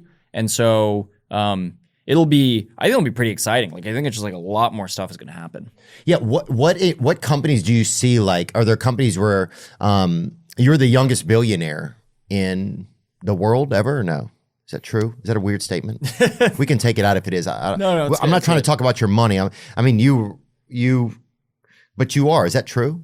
According to like some publications, but I don't know. As a young entrepreneur, right? And you've been very successful. The self-made billionaire. And we can take the word billionaire out later if you decide you don't want it in. I just don't know how certain people feel about that. And the founder of Scale AI. Where do you invest? Like, are you investing your money in certain places, like certain fields that you see continuing to do well? So almost all of what I'm focused on is like, how do we scale? How do we make it super successful? But, and make sure that we, one of the things I think is really important is like, how do we make sure we create as much opportunity through AI as possible? Like, how do we make sure there's as much jobs? How do we make sure that everything that we're talking about actually is what happens? Because I think, someone's gonna have to really work to make sure all these jobs show up and all this stuff actually happens the way we're talking about. So there's gonna be new industries that are gonna pop up even. Totally. Yeah. I mean, I think like just in the same way that, it's hard. Nobody could have really predicted that podcasting was going to be this huge thing and this huge cultural movement. Yes, true. But it is one, and it's amazing. It's like awesome, and that's going to happen in like little ways in all sorts of different industries. And it's going to be really exciting. What are some of the things that excite you about technology right now? Like, where do you see like AI and technology in 5 years, 10 years? Yeah. So some of the areas I think are really exciting. So one is definitely everything to do with healthcare and biology. That's moving really, really fast. And kind of as we were talking about, like I think legitimately in our lifetimes we could see cancer being cured, we could see heart disease being cured, like we could see some really crazy leaps and advancements in that area, which is super duper exciting. Could it create a way that we could live forever, do you think? I mean, it's just there's definitely people working on that. So this is getting kind of crazy and very sci-fi, but some people think that there's a way for us to keep rewinding the clocks on our cells so that we'll always feel young and like all of our cells will actually always stay young. It's, I think, scientifically possible, but and I think if we can get there, that's obviously incredible. So there's people working on that. I think that's at the very least, I think we'll be able to lengthen our lifespans pretty dramatically, and maybe we could get to that. Wow. Yeah, because I always envision this. There's like a time where it's like, okay, this group lives forever and this group doesn't, and there's just that parting of two different ways. People heading out just into the end zone of the Lord, and then there's other people just who are going to be loitering around for a long time, and what that would be like, that cutoff. It's kind of. I mean, I'm not that worried about it, but it sucks to be that cutoff. Where like maybe, it's a weird thought. Because it would also be brave. I mean, you'd be the astronaut. I mean, dying, you're just an astronaut really into the ether. You don't know what's going on. Totally. You're the Lewis and Clark of the Lord at that point. You were out there. Yeah. And then if you stay, you kind of are always going to be you'll always know kind of what's going to happen in a way because you'll be here. Yeah. Which would be exciting, I think. But then after a while, you might be like, dang, what happens if you die? That's the bravest choice you could make. That's true. Probably. Yeah. Do you see AI having any effect on religion? Yeah, I think one of the things that something I believe is like I think that as AI becomes this is one of the things I think is really important is that we are able to educate people about AI and help people understand it better and better and better. Because I think it's this scary thing that nobody understands or people feels like a boogeyman or, feels like is this just this like thing that's going to take my job? Like that makes it scary. And I think that affects people's, spirituality, that affects how people, contextualize themselves with the world. Yeah, you could lose your purpose if your purpose is a job that you feel it's going to disappear. Yeah, that could already be causing you to feel that way. Yeah. So, but I think if we can explain AI more, and ultimately like it is a cool technology, but it's not that magical. It's just it's like data, and you crunch that data, and then you get these algorithms, and so it's not like it's not some people talk about in this crazy way. But I think as long as we are able to explain what AI is and also explain what opportunities it creates over time, and to me, it's about getting this like relationship between humanity and AI right. Like, how do we make sure that this is something that enables us as humans to be more human and us as humans to do more and experience more and be better and all these things versus something that kind of is scary or will take over or anything like that. I think that's really important. What's a place like, so if I go to ChatGPT, is that Scale AI? Is that the same thing or it's different? That's it. So we're actually kind of under the hood powering all the different models and AIs. So are all the different AI systems under the hood? Yeah. So we help power ChatGPT and OpenAI. We help power mostly from the data perspective. So do we know if the answer came from your company or other companies? If we ask it a question, like how do we? There's probably no way to like literally tell, but yeah, we help power OpenAI's, and we help power Google's AI systems and Meta's AI systems, and help power all the major AI systems. Yeah. How can a regular person just at their home, right? Say there's a guy who's been listening to this today, he wants to go home today, and he just wants to learn a little bit of how AI works. He could just go on to ChatGPT and ask it a couple questions. Yeah, you could ask ChatGPT how AI works. You could ask it, what's the history of my town? Can you research my last name, maybe and see where it came from? What are what are some innovations that could happen in the next few years? There's different little things you can just ask it. That's how you can start to have a relationship with asking and learning about. And you're seeing what it's good at, what it's not good at. Like right now, AI is still really bad at a lot of things. Like most things. This is why I think when people understand it and really get a feel for it, it stops being as scary. Because I think we think about it as like the AI from the movies that are sort of like, all powerful and whatnot. But you think of it as a robot that's going to show up and just start driving your truck around or something, and you're like, well, what the fuck do I do? You know what I'm saying? Yeah. My keys were in my truck. I can't even get in my house now. Like, I think that's there is this boogeyman fear. Yeah. Yeah. But that's not the truth. It's not the truth. And like, that's not the truth. And it's, to me, it's like we kind of have the choice to make sure that also doesn't become the truth, right? Like we in the, like people building AI, but just in general, everybody in the world has like we should all make sure to use it as something that like an assistant, as something that like helps us versus think about it in like a scary way. Well, getting to learn how to use it, small ways, whatever, is certainly a way that you're going to start to realize what it is. Yeah. And it's easy to just sit there and say it's horrible and without trying to use it or learn about it. Yeah, sometimes I won't learn about something just so I can continue to say it's a boogeyman, because it kind of gives me an excuse. Yeah. If I choose not to learn about it in my own life. ChatGPT has become like a proprietary like name, like Band-Aids or ping pong. Is that okay that it's like that?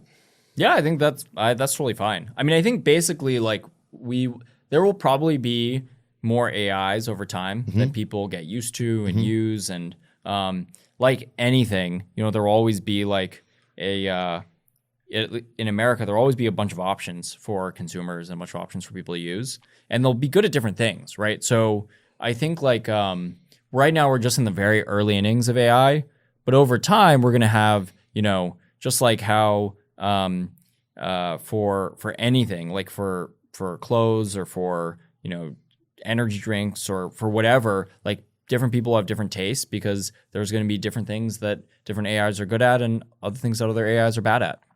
Is AI right now smarter than humanity? No.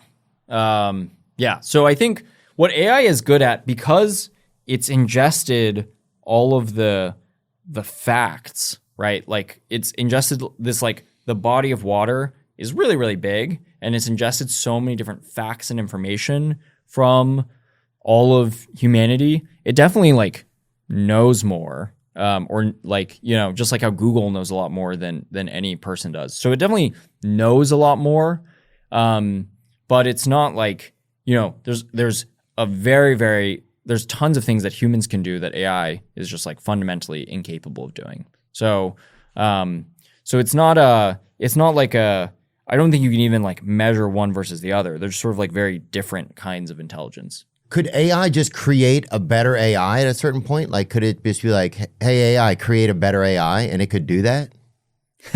Yeah, this is a good question. Actually, this is another really hot topic in the AI industry is can you get AIs to start doing some of the engineering and some of the improvement on its own? And That's scary. Because then it's making kind of choices then. It's becoming the lifeguard. It's becoming the water and the Coast Guard. Yeah. So this is something, I mean, my personal thought is I think this is something we should kind of watch a little bit, and we should make sure that humans always have the sort of like steering wheel and the sort of control over, because like you're saying, you know, it's a kind of a slippery slope before that gets kind of you know, a little weird. But I think that like we can maintain that. We can make sure that we don't let the AI just sort of like keep iterating and improving on its own. Yeah. And in the end, you can always shut off your computer and phone and go for a walk, huh? Yes. Yeah, totally. It's not like it's going to come out and just, you know, slurp you off or something if you're trying to be straight or whatever. You know, and it's a man. I don't even know. Is AI male or female? I don't think it has a gender. Wow. Yeah. Wonder if it'll decide one day. It'll be like, hey, I'm Frank, you know? Well, there are companies that try to program the AI to adopt various personas and oh yeah, I got the Indian GPS guy. Turn right. You know? like on Meta on like Instagram or whatever, you can get an AI that has Aquafina's voice, for example. Oh, that's cool. Yeah. And it's funny. You know, the Aquafina AI is funny. You're a self-made billionaire, which is pretty fascinating. Congratulations. I think, you know, to have I think that money is energy kind of, and it kind of flows to certain places and stuff. And congratulations. That's got to be fascinating. Was that scary when that kind of happened? That you just made some money? Was that kind of a scary thing? Did you guys grow up really well? Like, what was that like? No. I grew up, I think, like solidly middle class. Like we weren't like you weren't trapping or anything. You guys yeah. But like, you know, solidly middle class. And I think like I mean one of the crazy things about tech and the tech industry is that, you know, we've been just sort of like building this thing up over time. But one of the things that happened is AI all of a sudden became like, there was so much progress in AI and it became the biggest thing in the world, right? Like, I mean, all of a sudden, you know, anywhere I go, everybody is talking about AI. It didn't used to be like that when I started the company. Right. AI was just kind of a niche topic, and now it's like, you know, anywhere you go, like I'll just be walking around and I hear like random conversations about for sure ChatGPT and AI and robots and all this stuff, and so it's kind of been crazy to experience that and be a part of that wave, and kind of like, you know, I started working on this company almost 9 years ago. So it was like, when I started working on it, it was kind of this obscure thing. And, I always knew that it was going to become bigger, but I could have never predicted what was going to happen to AI. Yeah. Yeah. It's fascinating. It's almost like you were just standing on like the bingo number that got called kind of exactly. by time. Yeah. And it's surreal. It's surreal when that happens. Oh, I can only imagine that. Are your parents pretty proud of you? What's that like? Yeah. So at first they were like, at first I dropped out of college, right? Oh, yeah, that's true. Yeah. And in Asian culture, that's like not a thing you do, right? Not good. Yeah. Yeah. That is like the opposite of being Asian. Well, my parents both have PhDs. I have two older brothers. They both have PhDs. Like everybody in my family they've gone through all of schooling. Yeah, they're like, Alex is not doing good. No, that might have been Spanish, but they're like, yeah, Alex is not doing good. Yeah. So they were pretty worried at first, and I kind of, I told them a little bit of a white lie that I was like, oh no, I'm gonna go back. I'm gonna get this like tech thing out of my system, and I'll go back and I'll finish school. Obviously that hasn't happened yet, but yeah, they were worried at first. Now they're super proud. Yeah, they're super duper proud, and I owe everything to my parents. They're awesome, and like seriously, my parents are super brainy. They're both physicists. They would like teach me about physics growing up and teach me about math, and that's what let me be so good at the competitions. That's cool. Yeah, I think are your grandparents from China or no? My grandparents are from China. Okay. Yeah. Does your family have a lot of Chinese culture? So this is kind of interesting. This is true for a lot of Chinese Americans, is that there's kind of like, there's Chinese culture, and then that's kind of almost like, it's very different from the Chinese Communist Party and the current government. Because basically one way to think about China is, China is a culture and a civilization that's been around for like thousands and thousands of years, right? So there's a very long-standing culture. Oh, yeah. But that's very different from the current Communist Party and the current communist regime. Oh, for sure. I think most people probably think of, I don't know. It's funny. I never thought about that. I definitely think about them as different. I definitely don't think if I see a Chinese person, I don't think, oh, that's a communist person. Yeah, exactly. That would be, that's crazy. I think that's crazy if some people thought that. I think if somebody has a crazy long history, like, damn. And then maybe almost do you feel like there's some people in certain parts of China are almost like a captured people then? Do you think that's a... Yeah, the Uyghurs that we're talking about, that's just like horrible what's happening to them. I didn't even know about that, man. Thanks for putting me up on that Uyghur game. Yeah. Yeah, no, it's, some of the stuff like,